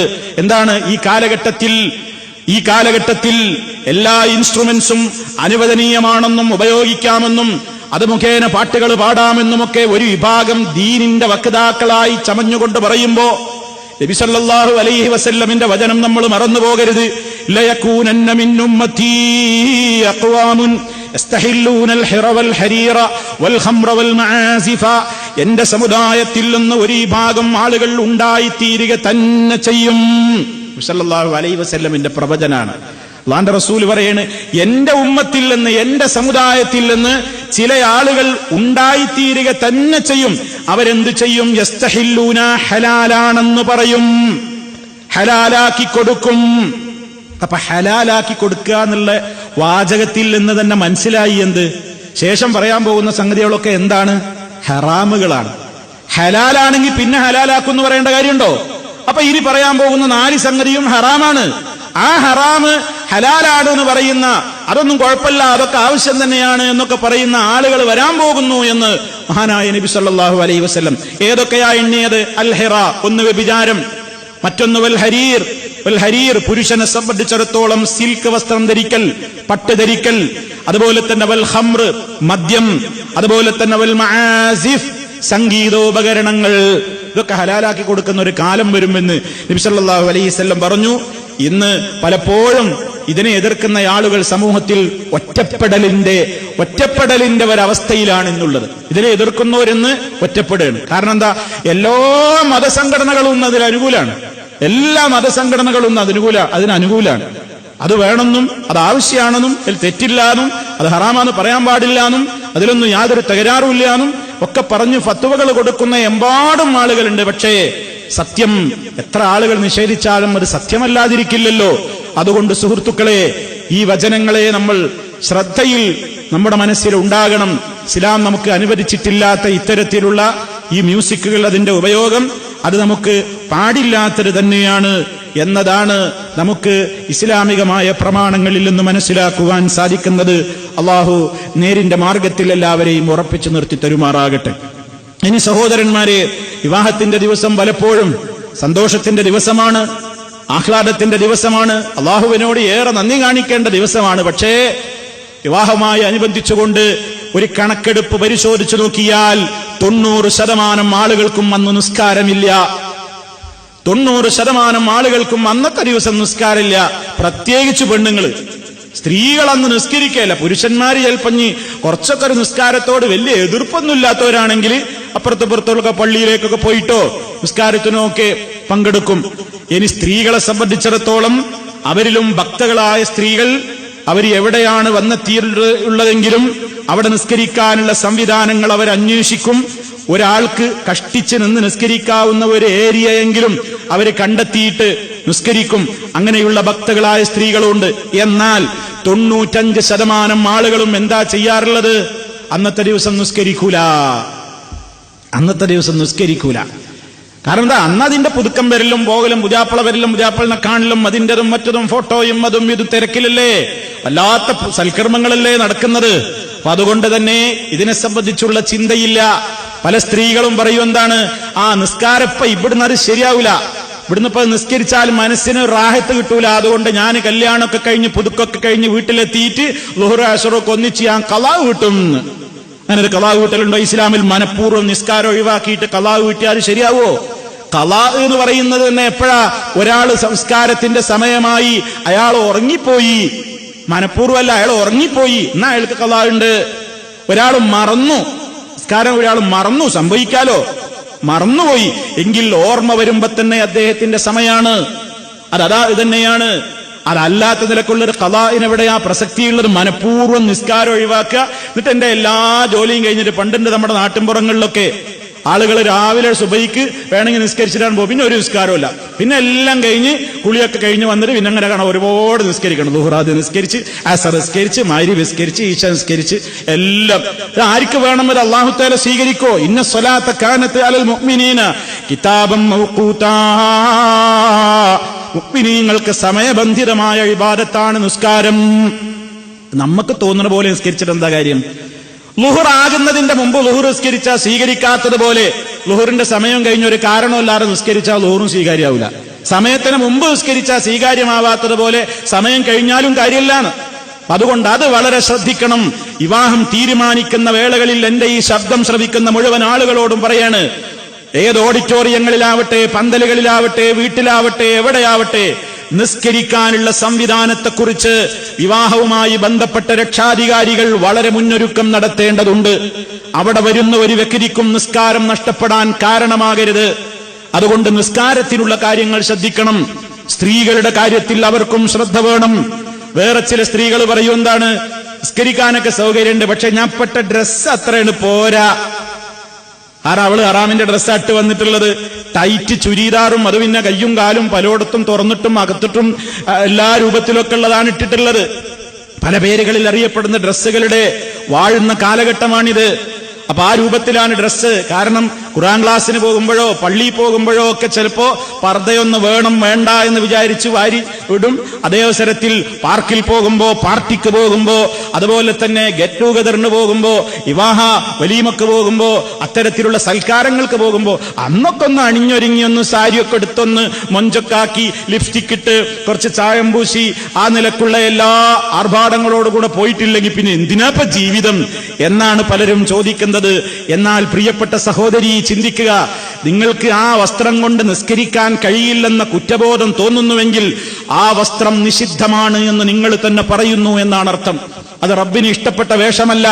ഒരു സ്ത്രീക്ക് നിസ്കാരത്തിന്റെ സമയത്തുള്ളൊരു വേഷം പ്രത്യേകിച്ചില്ല. അന്യ പുരുഷന്മാരുടെ മുമ്പിലേക്ക് ഇറങ്ങുന്ന വേളയിൽ ഒരു സ്ത്രീ എവിടെയെല്ലാം മറക്കണോ ആ രൂപത്തിലുള്ള വേഷം അവളിൽ ആദ്യം തന്നെ അവൾ ധരിച്ചിട്ടുണ്ടെങ്കിൽ നിസ്കാരത്തിന്റെ സമയം എവിടെ വെച്ച് ഹാജരായാലും ആ സഹോദരിക്ക് നിസ്കരിക്കാമല്ലോ. പിന്നെ നിസ്കാരക്കുപ്പായല്ല എന്നാ പറയാ. അത് അങ്ങനെ ഒരു ശീലമുണ്ട് പെണ്ണുങ്ങൾ. നിസ്കാരക്കുപ്പായിട്ടാലേ നിസ്കാരം ശരിയാവുള്ളൂ. കാരണം എന്താ, പുറത്തേക്ക് ഇറങ്ങുമ്പോൾ ഇടുന്ന ആ ഡ്രസ്സ് അത്ര പോരാണ്. ഇനി വളരെ ഗൗരവത്തോടുകൂടെ ഞാൻ എന്റെ സഹോദരിമാരോട് സാന്ദർഭികമായിട്ട് പറയാണ്, ഈ കാലഘട്ടത്തിൽ പലപ്പോഴും പർദ്ദയായാലും നിസ്കാരക്കുപ്പായമായാലും ഒക്കെ പലപ്പോഴും കൈകൾ വളരെ ലൂസായ നിലക്കാണ്. ഒരുപാട് നല്ല ലൂസായ കൈകളാണ് പലരുടെയും പർദ്ദക്കുള്ളത്, അബായക്കുള്ളത്. എന്നിട്ട് എന്താ സംഭവിക്കുന്നത്, ചില സ്ത്രീകളുടെ നിസ്കാരക്കുപ്പായങ്ങൾ, മാർക്കറ്റിൽ നിന്ന് കിട്ടുന്ന ചില നിസ്കാരക്കുപ്പായങ്ങൾ, അതുപോലെ തന്നെ സ്ത്രീകൾ വാങ്ങുന്ന പർദ്ദകൾ, അവരതിട്ട് നിസ്കരിക്കുമ്പോ അല്ലാഹു അക്ബർ എന്ന് പറഞ്ഞ് കൈ ഉയർത്തുമ്പോ ആ പർദ്ദയുടെ ലൂസായ കൈ താഴോട്ട് ഉരിഞ്ഞു വീഴുന്നു. അവരുടെ കൈ മുഴങ്കൈ കാണുകയാണ്. നിസ്കാരം ബാത്തിലായില്ലേ സഹോദരി? മുൻകൈയും മുഖവും ഒഴികെ ബാക്കി ശരീരത്തിന്റെ എല്ലാ ഭാഗങ്ങളും മറക്കൽ നിർബന്ധമാണല്ലോ നിസ്കാരത്തിൽ. എങ്കിൽ ഈ രൂപത്തിലുള്ള ലൂസായ കൈകളുള്ള പർദ്ദകൾ കൊണ്ട് സമിഅല്ലാഹു ലിമൻ ഹമിദ പറയുമ്പോഴും അല്ലാഹു അക്ബർ പറഞ്ഞ് കൈ ഉയർത്തുമ്പോഴും കൈ ഇങ്ങോട്ട് നേരെ താഴെ കുരിഞ്ഞു വീഴുമ്പോ മുൻകൈയിന്റെയും താഴേക്ക് മുഴങ്കൈകൾ പ്രത്യക്ഷപ്പെട്ടുകൊണ്ട് ഔറത്ത് വെളിവായി നിസ്കാരം ബാത്തിലായി കൊണ്ടിരിക്കുന്ന ദുരന്തമുണ്ട്. അത് ശ്രദ്ധിക്കാതെ പോകുന്നു പല സഹോദരിമാരും. അതുകൊണ്ട് അത്തരത്തിൽ പർദ്ദകൾ എടുക്കുമ്പോഴും അല്ലെങ്കിൽ വളരെ കൃത്യമായി ബട്ടൺ ഇട്ടുകൊണ്ട് തന്നെ ആ പർദ്ദകൾ ഉപയോഗിക്കുക. ഇനി അതല്ല, ലൂസായ നിലക്കുള്ള പർദ്ദകളാണോ, അതിന് ബട്ടൺ ഇട്ടാൽ അതിന്റെ ഭംഗി പോകുമെന്നാണോ? അങ്ങനെ ന്യായമുണ്ടോ? എങ്കിൽ മുൻകൈയിന്റേതായ ഭാഗം ഒഴിച്ച് മറ്റുള്ള എല്ലാ ഭാഗങ്ങളും മറയുന്ന നിലക്കുള്ള പ്രത്യേകമായ കയ്യുറകൾ കിട്ടുമല്ലോ, അത് ധരിക്കാമല്ലോ. അപ്പോഴും ഔറത്ത് വെളിവാകൂല. എന്തായിരുന്നാലും ഇതിന്ന് സമൂഹത്തോട് പറയേണ്ട ഒരു ഘട്ടം എത്തി എന്ന് മനസ്സിലായത് കൊണ്ടാണ് പറയുന്നത്. കാരണം അങ്ങനെയാണ് മാർക്കറ്റുകളിൽ കിട്ടുന്ന പല അപായകളും പർദ്ദകളും. എന്നിട്ട് അതും വെച്ച് നിസ്കരിക്കും. കാരണം നിസ്കരിക്കുമ്പോ എന്താണ്, കൈ ഇങ്ങനെ ഉയർത്തുമ്പോ കൈ പിടിക്കുന്നത് താഴ്ന്നു, അപ്പോ ഔറത്ത് വെളിവായി, നിസ്കാരം ബാത്തിലായി. വേറെ ചില സഹോദരിമാര് കാല് മറക്കുന്ന വിഷയത്തിൽ ശ്രദ്ധിക്കാറില്ല. അവര് സുജൂദിലേക്ക് പോയാൽ കാല് വെളിവായി, സുജൂദിലേക്ക് പോകുമ്പോൾ കാല് വെളിവാകുന്നു. എന്നാൽ ഒന്നുകിൽ സോക്സ് ധരിച്ചുകൊണ്ട്, അതല്ലെങ്കിൽ അതിനേക്കാൾ നന്നായി ഇറക്കമുള്ള വസ്ത്രം ധരിച്ചുകൊണ്ട് ഒക്കെ നിസ്കരിക്കുകയാണെങ്കിൽ കാല് വെളിവാവുകയില്ല. കാലും നിസ്കാരത്തിൽ മറക്കേണ്ടതാണല്ലോ.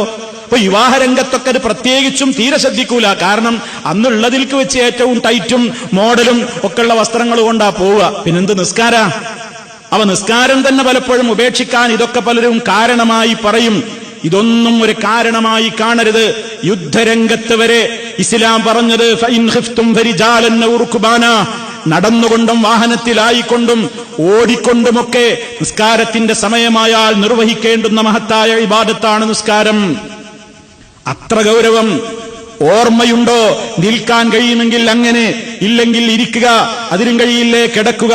കിടക്കുന്നു, ആ ശരീരം അനങ്ങുന്നില്ല, കൺപോളകൾ കൊണ്ട് ഇശാറത്താക്കാൻ കഴിയുമോ? അങ്ങനെ ഒന്നുമില്ല, കേവലം ഓർമ്മ മാത്രമേയുള്ളൂ. ശരീരത്തിന്റെ ഒരു ഭാഗത്തിനും ചലനമില്ലെങ്കിൽ മനസ്സിലെങ്കിലും നിസ്കരിക്കണം എന്ന് പഠിപ്പിച്ചു ഇസ്ലാം.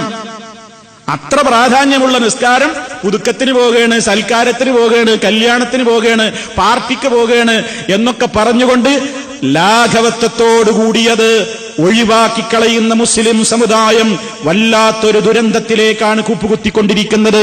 ഇത് ഗൗരവത്തോടുകൂടെ എന്റെ പ്രിയപ്പെട്ട രക്ഷിതാക്കളും സഹോദരങ്ങളും ബന്ധപ്പെട്ടവരും എല്ലാവരും ശ്രദ്ധിച്ചാൽ അവനവന്റെ ഖബർ ജീവിതവും അവനവന്റെ പരലോക ജീവിതവും സമാധാനപൂർണമാക്കാം.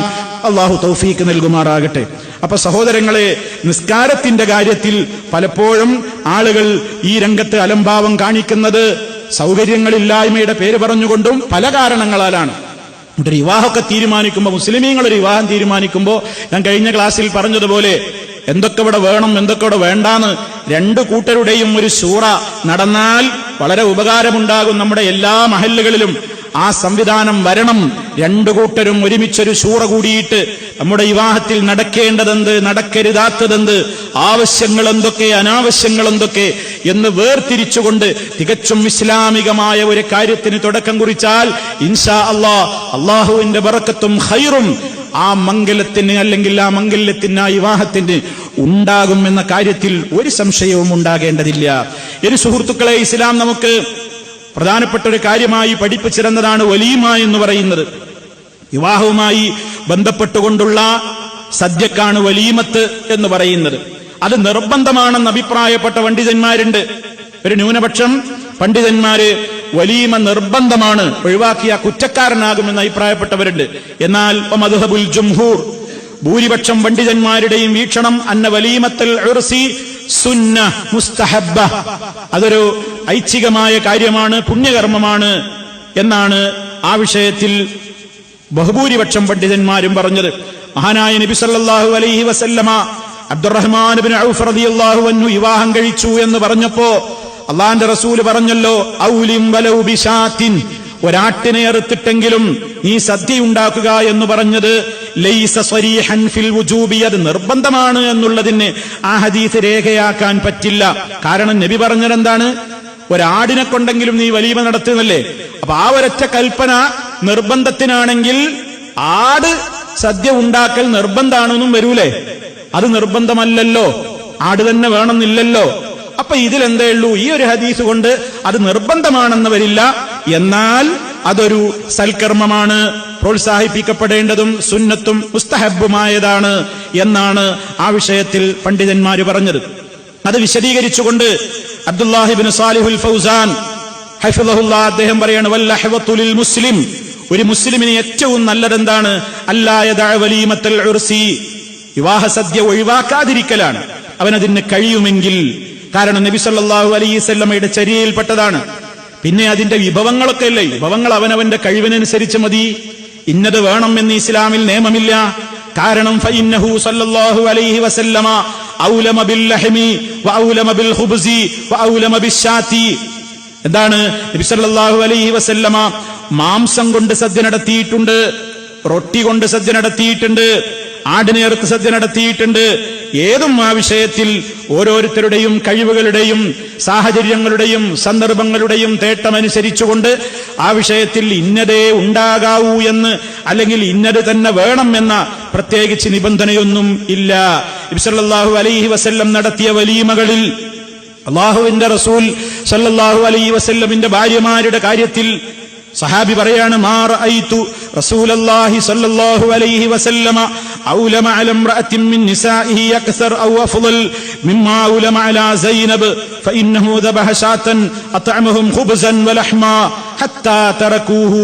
നമുക്ക് കാണാൻ സാധിക്കും നബി സല്ലല്ലാഹു അലൈഹി വസല്ലം അവിടുത്തെ ഭാര്യമാരിൽ ഒരാൾക്ക് വേണ്ടിയും വലീമ നടത്തിയിട്ടില്ല.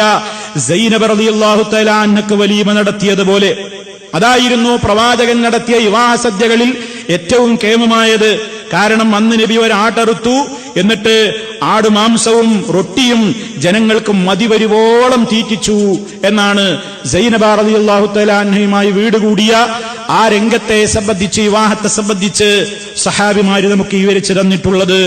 അതുകൊണ്ട് തന്നെ ആ വിഷയത്തിൽ ധൂർത്തുകളും ആഡംബരങ്ങളും ആ വിഷയത്തിലെ ഹറാമായ കാര്യങ്ങളുമൊക്കെ ഒഴിവാക്കിക്കൊണ്ട് ധാരാളക്കണക്കിന് ഒരുപാട് തരത്തിലുള്ള ഭക്ഷണങ്ങൾ കഴിഞ്ഞ ക്ലാസ്സിൽ നമ്മൾ സൂചിപ്പിച്ചതുപോലെ ആവശ്യമില്ലാതെ ഒരുപാട് പൊങ്ങച്ച പ്രകടനത്തിന് വേണ്ടി ഒരുപാട് ഭക്ഷണമുണ്ടാക്കി എന്നിട്ട് അവസാനം അത് ഖുമാമയിലേക്ക് അതല്ലെങ്കിൽ വേസ്റ്റ് ബോക്സിലേക്ക് നശിപ്പിച്ചു കളയുന്ന, തള്ളിക്കളയുന്ന ആ രൂപത്തിലുള്ള ദുരന്തങ്ങൾ ഒരിക്കലും ഉണ്ടാകാൻ പാടില്ല. കാരണം അത് അള്ളാഹു ചെയ്തു തന്നിട്ടുള്ള നിഅമത്തുകളോട് നന്ദി കാണിക്കലല്ല, മറിച്ച് അള്ളാഹുവിന്റെ നിഅമത്തുകളോട് പുറംതിരിഞ്ഞു നിന്നുകൊണ്ട് നന്ദി കേട് കാണിക്കലാണ്. അള്ളാഹുവിന്റെ കൽപ്പനകളെ ധിക്കരിക്കലാണത് മുഖേന വരുന്നത്. അതുകൊണ്ട് വിവാഹ സദ്യ, ആ സദ്യ ഇസ്ലാം അനുവദിച്ച നിലക്ക് നടത്തുന്നത് പുണ്യകർമ്മമാണ്. അത് ആടെടുക്കാൻ കഴിവുള്ളവന് അങ്ങനെ ചെയ്യാ, അതല്ലെങ്കിൽ അത് വേണമെന്നില്ല. ഏത് വിഭവങ്ങൾ മുഖേനയും നമുക്ക് വലീമ ഒരുക്കാവുന്നതാണ്. ഒരാൾ ആടെടുത്തുപോയാൽ തെറ്റാന്നും പറയണ്ട, ആടുണ്ടായാലേ പറ്റൂന്നും പറയണ്ട. അതൊക്കെ ഓരോരുത്തരുടെയും സാമ്പത്തിക ശേഷിയും സാഹചര്യങ്ങളുടെയും സന്ദർഭങ്ങളുടെയും അനിവാര്യതയും അനുസരിച്ചുകൊണ്ട് തീരുമാനിക്കാവുന്നതാണ്. ഇനി സഹോദരന്മാരെ, എപ്പോഴാണ് ഈ വലീമയുടെ സമയം എപ്പോഴാണ്? പണ്ഡിതന്മാരോട് ചില ചോദ്യങ്ങൾ വന്നത് കൂട്ടത്തിൽ ഒരു ചോദ്യം ഞാൻ നിങ്ങളെ കേൾപ്പിക്കാം. ഒരാൾ പറയാണ്, ഞാനിങ്ങനെ വിവാഹത്തിന് ഉദ്ദേശിക്കുന്നുണ്ട്, നബി സല്ലല്ലാഹു അലൈഹി വസല്ലമയുടെ ചര്യയനുസരിച്ചുകൊണ്ട് ആ വിഷയത്തിൽ കാര്യങ്ങൾ ചെയ്യണമെന്നാണ് ഞാൻ ആഗ്രഹിക്കുന്നത്. എനിക്കറിയേണ്ടത് വലീമ നൽകേണ്ടുന്ന സമയം എപ്പോഴാണ് ആരംഭിക്കുക? വലീമക്ക് വിളിക്കാവുന്ന ആളുകളുടെ എണ്ണത്തിൽ വല്ല ക്ലിപ്തതയുമുണ്ടോ?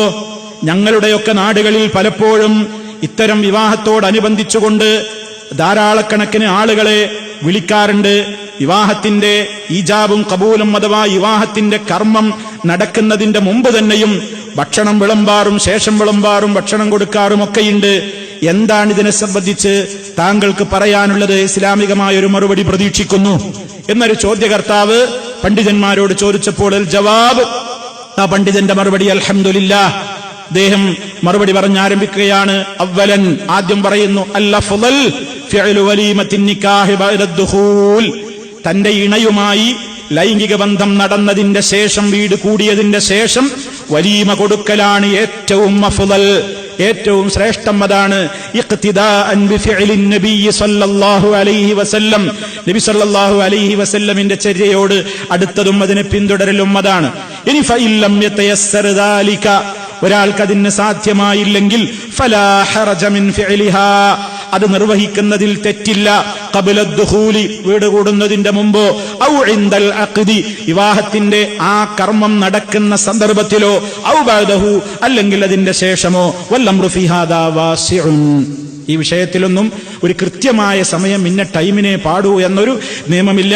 അത് വിശാലമാണ്. ആ വിഷയത്തിൽ മനുഷ്യന് അവന്റെ പ്രത്യേകമായ ഏറ്റവും അഫ്ളൽ ആദ്യം പറഞ്ഞു കഴിഞ്ഞു.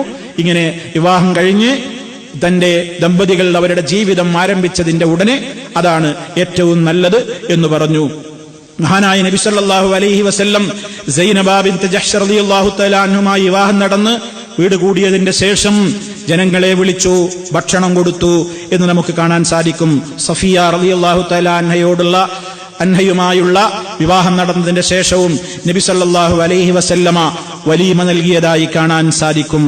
അതുകൊണ്ട് തന്നെ ആ വിഷയത്തിൽ ഒരുപാട് തെളിവുകളും അതുമായുള്ള ചർച്ചകളുമൊക്കെ നടത്തിയതിന്റെ ശേഷം പണ്ഡിതന്മാര് പറഞ്ഞു, വഖത്തു ഇഖാമത്തി വലീമത്തിൽ ഉർസി മുവസ്സഅ, ആ വിഷയത്തിൽ അതിന്റെ ടൈമിനെ സംബന്ധിച്ച് വിശാലത അനുവദിക്കപ്പെട്ട കാര്യമാണ്. യബ്ദഉ മിൻ അഖ്ദിൻ നിക്കാഹ്, അത് വിവാഹത്തിന്റെ ആ കർമ്മം നടക്കുന്നത് മുതൽ ആ വിവാഹിതരായ ദമ്പതികളുടെ മധുവിധു അവസാനിക്കുന്നത് വരെ അവർക്ക് വലീമ കൊടുക്കാവുന്നതാണ്. അത് അനുവദിക്കപ്പെട്ട കാര്യമാണ് എന്ന്. പിന്നെ ആ ചോദ്യത്തിലുണ്ടായിരുന്ന മറ്റൊരു വിഷയം എന്താണ്? എത്രയാളെ വിളിക്കാം, വലീമക്ക് എത്രയാളെ പങ്കെടുപ്പിക്കാം? ഇതിന് അദ്ദേഹം നൽകിയ മറുപടി, ലൈസ ലിഅദദിൽ മദ്ഉവീന ലിവലീമത്തിൻ നിക്കാഹി ഹദ്ദുൻ മുഅയ്യൻ, ഒരു നിർണയിക്കപ്പെട്ട കണക്കോ പരിധിയോ ഒന്നും എത്രയാളെ ക്ഷണിക്കാമെന്നുള്ളതിനില്ല. ബൽ ദാലിക റാജിഉൻ ഇലാ ഖുദ്റത്തി ശഖ്സി വ താഖതിഹി, വ്യക്തിയുടെ കഴിവും താക്കത്തും കഴിവൊക്കെ അനുസരിച്ച് അയാൾക്ക് തീരുമാനിക്കാം. എന്നാൽ ആ വിഷയത്തിൽ അതിരുകവിഞ്ഞ് ആർഭാടങ്ങളും ഒരുപാട് പങ്കച്ച പ്രകടനങ്ങളും ഒന്നും അനുവദിക്കപ്പെട്ടതുമല്ല. അതുപോലെ തന്നെ നമ്മൾ മനസ്സിലാക്കിയിരിക്കേണ്ട മറ്റൊന്ന്, വലീമത്ത് ഒരുക്കാൻ ഒരാൾക്ക് പുതിയാപ്പളക്ക് അതിന് പലപ്പോഴും കഴിയില്ലെങ്കിൽ അതിനെ സഹായിക്കുന്നത് പുണ്യകർമ്മമാണ്. അങ്ങനെ സഹായം ചെയ്തു കൊടുക്കാം. പുരുഷനാണ് സഹായം കിട്ടേണ്ടത്. ഒരു വലീമയൊരുക്കാൻ വേണ്ടി മറ്റുള്ളവരെ സഹായിക്കുന്നത് നല്ല കാര്യമാണ്. നബി സല്ലല്ലാഹു അലൈഹി വസല്ലമ, പ്രവാചകൻ സല്ലല്ലാഹു അലൈഹി വസല്ലമ സഫിയ റളിയല്ലാഹു തആല അൻഹയുമായിട്ടുള്ള വിവാഹവേളയിൽ അല്ലാഹുവിന്റെ റസൂല് പറയുകയുണ്ടായി, ആരുടെയെങ്കിലും കയ്യിൽ ഭക്ഷണങ്ങൾ ഉണ്ടെങ്കിൽ കൊണ്ടുവരൂ. അങ്ങനെ നബി സല്ലല്ലാഹു അലൈഹി വസല്ലം ആവശ്യപ്പെടുകയാണ്. അങ്ങനെ ഒരു തോല് കൊണ്ടുള്ള ഒരു സുപ്ര വിരിച്ചു. സഹാബിമാര് അവരുടെ കൈകളിലുള്ള പാൽക്കട്ടി, അതുപോലെ തന്നെ കാരക്ക, അതുപോലെയുള്ള നെയ്യ് പോലെയുള്ളതൊക്കെ കൊണ്ടുവന്നിടാൻ തുടങ്ങി. അങ്ങനെ ആളുകൾ അതിൽ നിന്നൊക്കെ മതിവരുവോളം ഭക്ഷിച്ചു.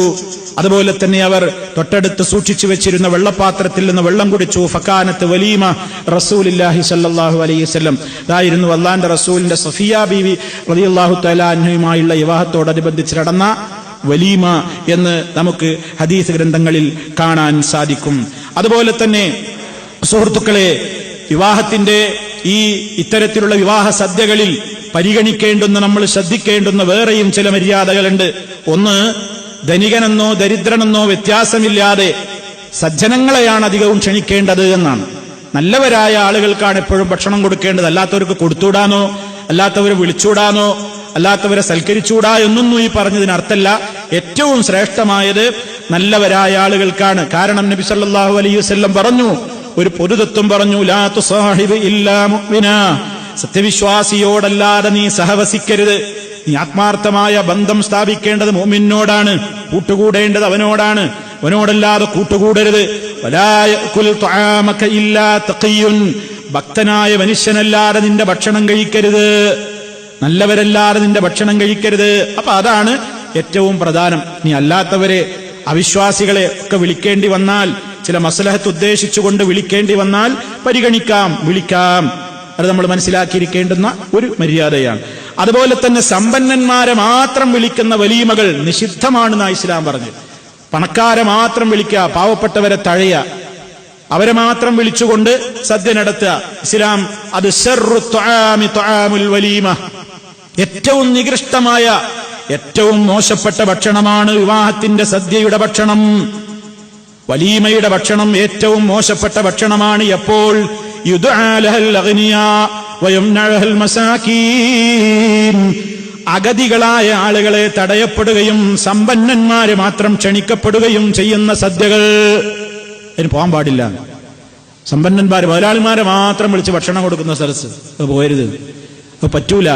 അവരെ, പാവപ്പെട്ടവരെ തഴയുന്ന അത്തരത്തിലുള്ള സദ്യകളിൽ പങ്കെടുക്കാൻ പാടില്ല.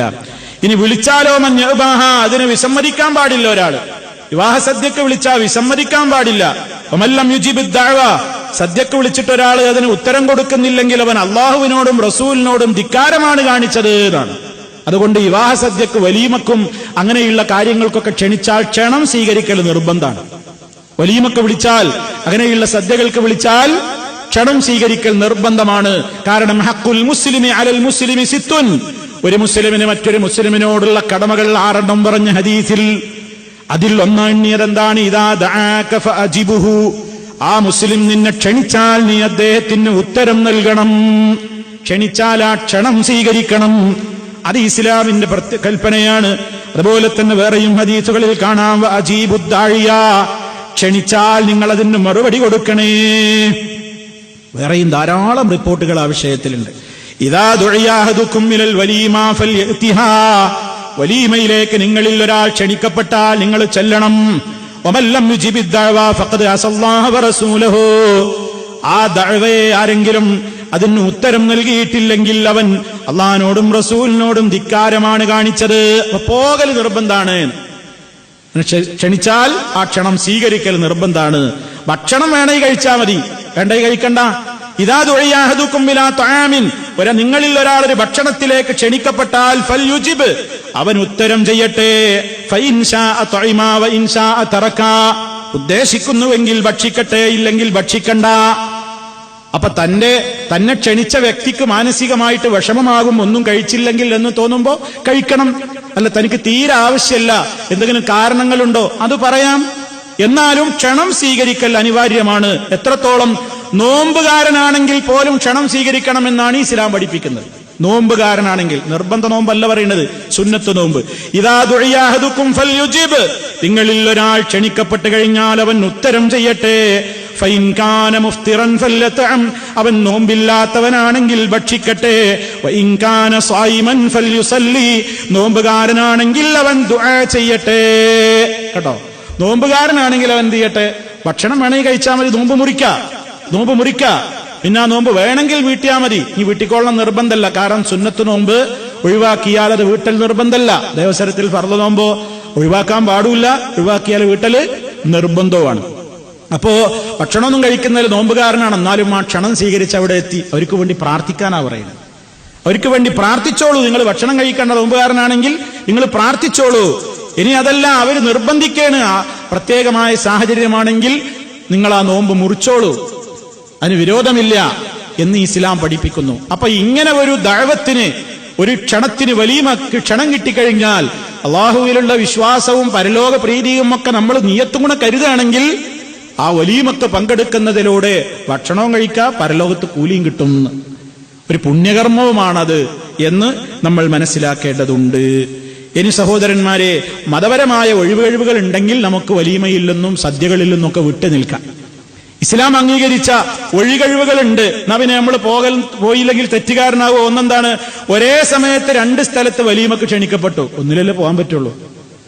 ഒരേ സമയത്താണ് 2 വലീമക്ക് ക്ഷണിക്കപ്പെട്ടു, പറയാ ഇങ്ങനെ ക്ഷണിക്കപ്പെട്ടിട്ടുണ്ട്, അതുകൊണ്ട് എനിക്ക് വരാൻ നിവൃത്തിയില്ല. അല്ലെങ്കിൽ വലീമക്ക് പോകാൻ ഭാരിച്ച ചെലവ് വേണ്ടി വരെയാണ്. ഒരാൾ നമ്മളോട് പറയാണ്, കത്തൊക്കെ തന്ന് പറയണ എന്റെ മോളെ കല്യാണമാണ്, അതുമായി ബന്ധപ്പെട്ടുകൊണ്ട് പുതിയാപ്പള വലീമ നടത്തേണ്ടപ്പോൾ പുതിയാപ്പള നമ്മളെ വലീമക്ക് ക്ഷണിക്കുകയാണ്, ഇവിടുന്ന് ടിക്കറ്റ് എടുത്ത് പോകുക എന്നുള്ളത് ഇപ്പൊ ശരിയാവില്ലല്ലോ. വലീമ ചെയ്തിട്ട് നിർബന്ധമാണ്, അല്ലെങ്കിൽ അള്ളാഹിനെ റസൂലിനെ ധിക്കരിച്ചു എന്നൊക്കെ പറഞ്ഞിട്ട് ഇപ്പൊ നമ്മൾ പോകാതിരുന്ന കുറ്റക്കാരനാവുമെന്ന് വിചാരിച്ച് ഭാരിച്ചൊരു ചെലവും ഏറ്റിയിട്ട് നമ്മൾ വലീമക്ക് ഉത്തരം ചെയ്യാൻ പോണോ? വേണ്ട. ഇനി വലീമത്തിന്റെ അതേ സമയത്ത് തന്നെ അതിനേക്കാൾ തനിക്ക് ഏറ്റവും പരമപ്രധാനമായ ഒരു കാര്യം തടസ്സം വന്നാലോ? ഉദാഹരണമായിട്ട് ഒരാൾക്ക് എക്സാം നടക്കുകയാണ്, സ്കൂളിൽ എക്സാം നടക്കുകയാണ്, അല്ലെങ്കിൽ ഒരു ബിസിനസിന്റെ ഒരു പ്രധാനപ്പെട്ട മീറ്റിംഗ് ആ വേളയിലാണുള്ളത്, അല്ലെങ്കിൽ മറ്റേതെങ്കിലും ഒരു നിർബന്ധിതമായ സാഹചര്യം, അയാൾക്ക് ആ കാരണങ്ങൾ പറഞ്ഞുകൊണ്ട് അതിൽ നിന്നൊഴിവാകാം. അതേ അവസരത്തിൽ ഇതൊന്നുമല്ലാത്ത മുൻകറാത്തുകൾ, ദുരാചാരങ്ങൾ അടങ്ങുന്ന വലീമകളാണെങ്കിൽ പോകാതിരിക്കാൻ അത് കാരണമാണ്. ഇസ്ലാം നിഷിദ്ധമാക്കിയ സംഗതികളാണ് അവിടെ നടക്കുന്നതെങ്കിൽ പോകരുത്. ഇതേ വലീമക്ക് തന്നെ ഏതിനും പോകരുത്. മദ്യം വിളമ്പുന്ന സദസ്സാണ്, നമ്മൾ കുടിക്കുന്നില്ലെങ്കിലും അവിടെ അപ്പുറത്ത് കൊടുക്കുന്നുണ്ട്, വിളമ്പലുണ്ട്, അതിനും അവിടെ സംവിധാനമുണ്ട്, അവിടെ ഡാൻസ് ഉണ്ട്, ഗാനമേളുണ്ട്, പാട്ടുണ്ട്, ആട്ടമുണ്ട്, കൂത്തുണ്ട്, എല്ലാ സംവിധാനങ്ങളും ഉണ്ട്. ആണും പെണ്ണും കൂടിക്കലർന്ന് അവിടെ ക്യാമറയും വീഡിയോയിലും ഒപ്പിയെടുക്കലും ഒക്കെ തിരക്കാണ്. അങ്ങനെയുള്ള വേണ്ടാത്ത കാര്യങ്ങൾ, സ്ത്രീ പുരുഷ സങ്കലനം, അതുപോലെ തന്നെ ഹറാമായ നിലക്ക് ഭർത്താവോ അല്ലെങ്കിൽ അയാളുടെ വീട്ടുകാരോ വധുവിന്റെ വീട്ടുകാരിൽ നിന്ന് കണക്ക് പറഞ്ഞ് ഉപാധി വെച്ചുകൊണ്ട് സ്ത്രീധനം വാങ്ങിയിട്ടുള്ള കല്യാണമാണ്, പോകേണ്ടതില്ല. ഈ രൂപത്തിൽ ശറഇൽ പാടില്ലാത്ത സംഗതികൾ നടക്കുന്ന കാര്യങ്ങളുള്ളയിടത്തേക്ക് നമ്മൾ എന്ത് ചെയ്യരുത്? പോകരുത്. അതേ അവസരത്തിൽ അവിടെ പോകാം. എപ്പോൾ? നമ്മൾ ചെന്നിട്ട് ആ തിന്മ തടയാൻ നമുക്ക് കഴിയുമെന്നുണ്ടെങ്കിൽ പോണം. അതേ അവസരത്തിൽ പോയിട്ട് അതിനിങ്ങനെ മാപ്പുസാക്ഷിയായിട്ട് ഇങ്ങനെ ഇരിക്കേണ്ടി വരികയാണെങ്കിലോ പോകരുത്. അത് പോകാതിരിക്കാനുള്ള കാരണമായി ഇസ്ലാം കൃത്യമായി തന്നെ പഠിപ്പിക്കുകയാണ്. ഇനി സഹോദരന്മാരെ, വിവാഹത്തിന് ഇങ്ങനെ ക്ഷണിച്ചിട്ടാണല്ലോ എല്ലാവരും പോകാറുള്ളത്. ഇനി ഒരാൾ ക്ഷണിക്കാതെ പോവുകയാണെങ്കിലോ? അങ്ങനെയും സംഭവിക്കാലോ. എനിക്ക് ക്ഷണുണ്ട്, എന്നാൽ എനിക്കൊരാളെ കൂട്ടിപ്പോ, ഒരാൾ എന്റെ കൂടെ പോരാണ്. നമ്മൾ എന്താണ് അതിനുള്ള മര്യാദ? ഞാനിങ്ങനെ കണ്ടമാന ആൾക്കാർ എന്റെ കൂടെ വന്നാൽ പിന്നെ തള്ളൂല എന്നുള്ള നിലക്ക് ഒരുപാട് ആളെ വിളിച്ച് എനിക്ക് കൊണ്ടുപോകാൻ പറ്റുമോ? പറ്റൂല. ഒരു വ്യക്തിയാണ് നബി സല്ലല്ലാഹു അലൈഹി വസല്ലമിന്റെ കൂടെ ഒരിക്കൽ പോയത്. എന്നിട്ട് പോലും അള്ളാന്റെ റസൂൽ ഒരാളെ കൊണ്ടുപോയ ആരോ വേണ്ടാന്ന് പറയോ? എന്നിട്ട് പോലും നബി സല്ലല്ലാഹു അലൈഹി വസല്ലമിന്റെ മര്യാദ നോക്കൂ നിങ്ങൾ. അതെന്താണ്? ആളുകൾക്കൊരു പാഠമാണത്.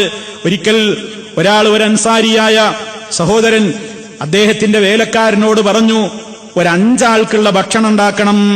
ഒരു 5 ആൾക്കുള്ള ഭക്ഷണം ഉണ്ടാക്കണമെന്ന് ഒരു അൻസാരിയായ സഹാബി തന്റെ വീട്ടിലുള്ള ഭൃത്യനോട് ആവശ്യപ്പെടുകയാണ്. എന്താ കാരണം? അള്ളാഹുവിന്റെ റസൂൽ അടക്കമുള്ള 5 ആളുകളെ അദ്ദേഹം ക്ഷണിക്കാൻ വിചാരിക്കുകയാണ്. അദ്ദേഹം കാരണം പറഞ്ഞു, ഫഇന്നീ ഖദ് അറഫ്തു ഫീ വജ്ഹിഹിൽ ജൂഅ്. മഹാനായ നബി സല്ലല്ലാഹു അലൈഹി വസല്ലമിന്റെ മുഖത്ത് ഞാൻ വിശപ്പ് കണ്ടു. സഹാബി പറയണ, റസൂലുള്ള വിശക്കുന്നുണ്ട് എന്ന് എനിക്ക് മനസ്സിലായിട്ടുണ്ട്, അതുകൊണ്ട് നബി തങ്ങളടക്കം ഒരു 5 ആളെ വിളിക്കാൻ ഭക്ഷണം ഉണ്ടാക്കണം എന്ന് പറഞ്ഞു. അങ്ങനെ ഈ സഹാബി ഭക്ഷണം തയ്യാറാക്കി നബി തങ്ങളെ ക്ഷണിച്ചപ്പോൾ അല്ലാഹുവിന്റെ റസൂല് സഹാബിമാരും വരുമ്പോ കൂടെ ക്ഷണിക്കാത്ത ഒരാളും കൂടെ വന്നു. അപ്പൊ എന്തുണ്ടായത്? എന്റെ കൂടെ വന്ന ഒരാള് ഇനിയിപ്പോ അനുവാദം ചോദിക്കേണ്ട പ്രശ്നമൊന്നുമില്ല എന്ന് അള്ളാന്റെ റസൂല് ചിന്തിച്ചില്ല. മറിച്ച് ലോകത്തിനൊരു മര്യാദ പഠിപ്പിച്ചു തരികയാണ്. എന്താണ് അവിടുന്ന് പഠിപ്പിച്ചത്? ഖാലൻ നബിയ്യു സല്ലല്ലാഹു അലൈഹി വസല്ലമ, അല്ലാഹുവിന്റെ റസൂൽ അൻസാരി സഹോദരനോട്, വീട്ടുകാരനോട് പറയുകയാണ്, ഇന്ന ഹാദാ ഖദ് തബിഅനാ ഫഇൻ ശിഅത അൻ തഅദന ലഹു ഫഅദൻ ലഹു വഇൻ ശിഅത അൻ യർജിഅ റജാ. ഇതാ ഈ വ്യക്തി ഞങ്ങളുടെ പിന്നാലെ പോന്നതാണ്.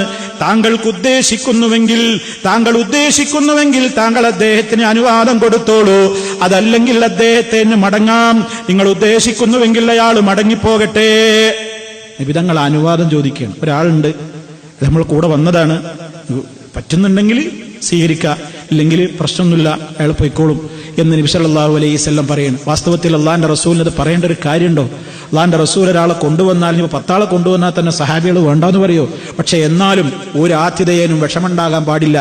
ഒരു ആതിഥേയനും അങ്ങനെ ഖിയാമത്ത് നാൾ വരെ പ്രധാനപ്പെട്ട ഒരാൾ ക്ഷണിച്ചു, അയാളുടെ കൂടെ ഒരുപാട് ആളെ കൊണ്ടുവന്നാൽ ഈ വീട്ടുകാരന് ബുദ്ധിമുട്ടല്ലേ? കാരണം ക്ഷണിച്ചയാളുടെ കെയർ ഓഫിലായി വരുന്നതൊക്കെ തടഞ്ഞാലും പാടില്ല എന്ന് പറഞ്ഞാലും ഇയാളോട് കാണിക്കുന്ന അനാദരവായതുകൊണ്ട് വീട്ടുകാർ മൗനം പാലിക്കും, അവർക്കത് ബുദ്ധിമുട്ടുമായിരിക്കും.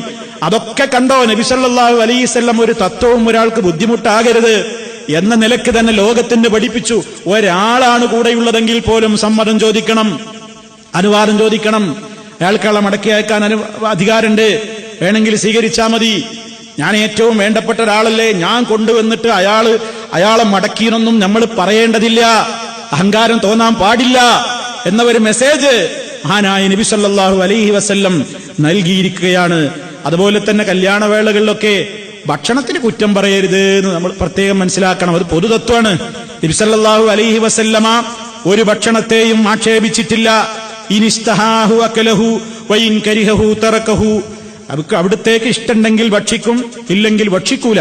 ഭക്ഷണത്തിന് കുറ്റം പറയില്ല. പല ആളുകളും കല്യാണത്തിനൊക്കെ പോയി വയറ് നിറച്ച് കഴിക്കും, എന്നിട്ട് ഇറങ്ങിയാൽ പറയാ പഴം കുറച്ച് വലിപ്പം കൂടിയല്ലേ, ഒന്നും പറയില്ല. എന്നിട്ട് എന്തെങ്കിലുമൊക്കെ ഒന്ന് പറയാനിട്ടില്ല, അല്ലെങ്കിൽ അതിൽ ഉപ്പേറി, അല്ലെങ്കിൽ ഇതിൽ എരിവേറി, എന്താണ് ഇങ്ങനെയൊക്കെ വിളിച്ച് ഇടങ്ങേറാക്കിയിട്ട് ഇപ്പൊ എന്താ ഉണ്ടായി, ഹോട്ടലിൽ പോയ ഇതിനേക്കാണ് ഉഷാറായിരുന്നു എന്നൊക്കെ പറഞ്ഞ് പല അഭിപ്രായങ്ങളൊക്കെ പറഞ്ഞ് വിഷമിപ്പിക്കാൻ പാടില്ല. രാത്രിയുടെ മനസ്സിന് മുറിവുണ്ടാക്കരുത്, വിഷമമുണ്ടാക്കരുത്. എന്ത് കിട്ടിയാലും അതൊക്കെ സന്തോഷം, എന്ത് കിട്ടിയാലും അതിനോടൊക്കെ ഒരു സന്തോഷ മനസ്ഥിതിയും മനോഭാവവുമാണ് ഉണ്ടാകേണ്ടത്. അതോടൊപ്പം സുഹൃത്തുക്കളെ, ഇങ്ങനെ ആതിഥേയരായ ആളുകളുടെ ഭക്ഷണമൊക്കെ കഴിക്കുമ്പോൾ വെറുതെ വലീമകളിൽ, അതുപോലെ വലീമകളിലും അല്ലാത്ത ഭക്ഷണങ്ങളിലുമൊക്കെ നമ്മൾ വെറുതെ കഴിച്ചാൽ പോരാ, അവർക്ക് വേണ്ടി പ്രാർത്ഥിക്കണം. നബി സല്ലല്ലാഹു അലൈഹി വസല്ലം പലപ്പോഴും നമ്മൾ ഈ ഒജീനിച്ചാലുള്ള ദുആ അൽഫാത്തിഹ വിളിക്കല്ലേ എന്നൊക്കെ പറഞ്ഞിട്ട് അത് ചെയ്യുന്ന അവിടെ ഒരു അൽഫാത്തിഹ വിളിച്ച് ഒരു ബിദ്അത്ത് ഉണ്ടാക്കുന്നവരെ നമ്മൾ വിമർശിക്കാറുണ്ട്.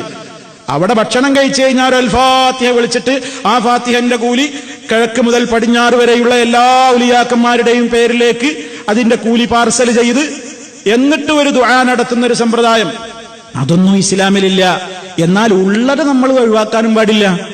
ബിദ്അത്തിനെ എതിർക്കുമ്പോ സുന്നത്ത് ചെയ്യാൻ മറക്കരുത്. നമ്മൾ ഭക്ഷണം കഴിച്ച ഒജീനിച്ചാലുള്ള ദുആ ഇല്ലേ എന്ന് പറഞ്ഞാൽ അതിനെ കളിയാക്കണ്ട. ഒജീനിച്ചാൽ ദുആ ഉണ്ട്. ഒരാളുടെ ഭക്ഷണം നമ്മൾ കഴിച്ചാൽ നമുക്കൊരു കടമുണ്ട്, പ്രാർത്ഥിക്കണം അവർക്ക് വേണ്ടി. അല്ലാഹുമ്മ തഇമ്മൻ തഅമനി വസ്തിമൻ സഖാനി. എനിക്ക് ഭക്ഷണം നൽകിയവർക്ക് നീ ഭക്ഷണം കൊടുക്കണേ അല്ലാ, എന്നെ കുടിപ്പിച്ചവർക്ക് നീ കുടിപ്പിക്കണേ അല്ലാ. അവർക്ക് വേണ്ടി പ്രാർത്ഥിക്കണം. അല്ലാഹുമ്മ ഗ്ഫിർ ലഹും വർഹംഹും വബാരിക് ലഹും ഫീമാ റസഖ്തഹും. അല്ലാഹുവേ, അവർക്ക് പുറത്തു കൊടുക്കണേ, അവരോട് നീ കരുണ ചെയ്യണേ, നീ അവർക്ക് നൽകിയിട്ടുള്ള റിസ്ഖിൽ നീ ബർക്കത്ത് ചൊരിയണേ, അഭിവൃദ്ധി നൽകണേ എന്നിങ്ങനെ നബി സല്ലല്ലാഹു അലൈഹി വസല്ലം പ്രാർത്ഥിച്ചിട്ടുണ്ട്. അതുപോലെ തന്നെ നോമ്പ് തുറക്കുന്ന വേളയിലും അല്ലാത്ത സന്ദർഭങ്ങളിലുമൊക്കെ അകല തആമുകുമുൽ അബ്റാർ വസല്ലത്ത് അലൈക്കുമുൽ മലായിക വഅഫ്തറ ഇൻദകുമുസ് സായിമൂൻ. നിങ്ങളുടെ ഭക്ഷണം നല്ലവര് കഴിച്ചു, മലക്കുകൾ നിങ്ങൾക്ക് വേണ്ടി പ്രാർത്ഥിക്കുന്നു, നോമ്പുകാര് നിങ്ങളുടെ സമീപത്ത് നോമ്പ് തുറക്കുന്നു എന്നിങ്ങനെയുള്ള ആ രൂപത്തിലുള്ള വാചകങ്ങളും ഒക്കെ ഹദീസുകൾ റിപ്പോർട്ട് ചെയ്യപ്പെട്ടിട്ടുണ്ട്. അപ്പൊ നമ്മൾ സ്വയം ഭക്ഷണം കഴിച്ചാൽ അൽഹംദുലില്ലാഹി അൽദീ അത്അമനി ഹാദാ വറസഖനീഹി മിൻ ഗൈരി ഹൗലിൻ മിന്നി വലാ ഖുവ, അത് നമ്മൾ പറയുന്നതോടൊപ്പം നമുക്ക് ഭക്ഷണം നൽകിയവർക്ക് വേണ്ടി ദുആ ചെയ്യാൻ മറക്കരുത്. അത് വലീമയാണെങ്കിലും മറ്റ് സദ്യകളാണെങ്കിലും ഒക്കെ അതൊക്കെ അതിന്റെ ചില മര്യാദകളിൽപ്പെട്ടതാണ്. ഇത് നമ്മൾ മനസ്സിലാക്കുക. ഇത്തരം മര്യാദകളും സുന്നത്തുകളും ഒന്നും പലപ്പോഴും സമൂഹത്തിൽ നിന്ന് എടുത്തുപോയിക്കൊണ്ടിരിക്കുന്ന ഒരു കാലഘട്ടമാണ്. നമ്മൾ ആ സുന്നത്തുകളെയൊക്കെ ജീവിപ്പിക്കണം, നമ്മുടെ നടപടിക്രമങ്ങളിൽ അതൊക്കെ ഉണ്ടാകണം എന്നുകൂടി സാന്ദർഭികമായി ഉണർത്തുകയാണ്. ഇൻഷാ അല്ലാഹ് ഇനി വിവാഹത്തിനുമായി ബന്ധപ്പെട്ടുകൊണ്ട്, വിവാഹ ജീവിതവുമായി ബന്ധപ്പെട്ടുകൊണ്ടുള്ള കാര്യങ്ങളിലേക്ക് അടുത്ത ക്ലാസ് മുതൽ നമുക്ക് വിശദീകരിക്കാറുണ്ട്. അല്ലാഹു സുബ്ഹാനഹു വ തആല നേരറിയാനും നേരിന്റെ മാർഗത്തിൽ മുന്നോട്ട് പോകുവാനും സത്യവിശ്വാസികളായിക്കൊണ്ട് സൂക്ഷ്മതയുള്ളവരായി ജീവിച്ചു മരിക്കുവാനും നമുക്കെല്ലാം തൗഫീക്ക് നൽകുമാറാകട്ടെ. നമ്മുടെ ജീവിതത്തിൽ അറിഞ്ഞും അറിയാതെയും സംഭവിച്ചു പോയിട്ടുള്ള തെറ്റുകുറ്റങ്ങൾ അള്ളാഹു പുറത്തു തരുമാറാകട്ടെ. മാരകമായ രോഗങ്ങളിൽ നിന്ന് അള്ളാഹു നമ്മെ കാത്ത് രക്ഷിക്കുമാറാകട്ടെ. ഒരുപാട് രോഗികൾ പല രൂപത്തിലുള്ള പ്രയാസങ്ങളും അനുഭവിച്ചുകൊണ്ടിരിക്കുന്നു. അള്ളാഹുവേ, നീ അവർക്കെല്ലാം സമ്പൂർണ്ണ ശിഫ നൽകി അനുഗ്രഹിക്കണമേ. ഞങ്ങളിൽ നിന്ന് മരണപ്പെട്ടു പോയ വിശ്വാസികൾക്ക് അള്ളാഹുവേ നീ പുറത്തു കൊടുക്കണമേ. ഞങ്ങളെയും അവരെയും നിന്റെ സ്വർഗ്ഗലോകത്ത് ഒരുമിച്ച് ചേർക്കണമേ നാഥ. اللهم ربنا آتنا في الدنيا حسنة وفي الآخرة حسنة وقنا عذاب النار.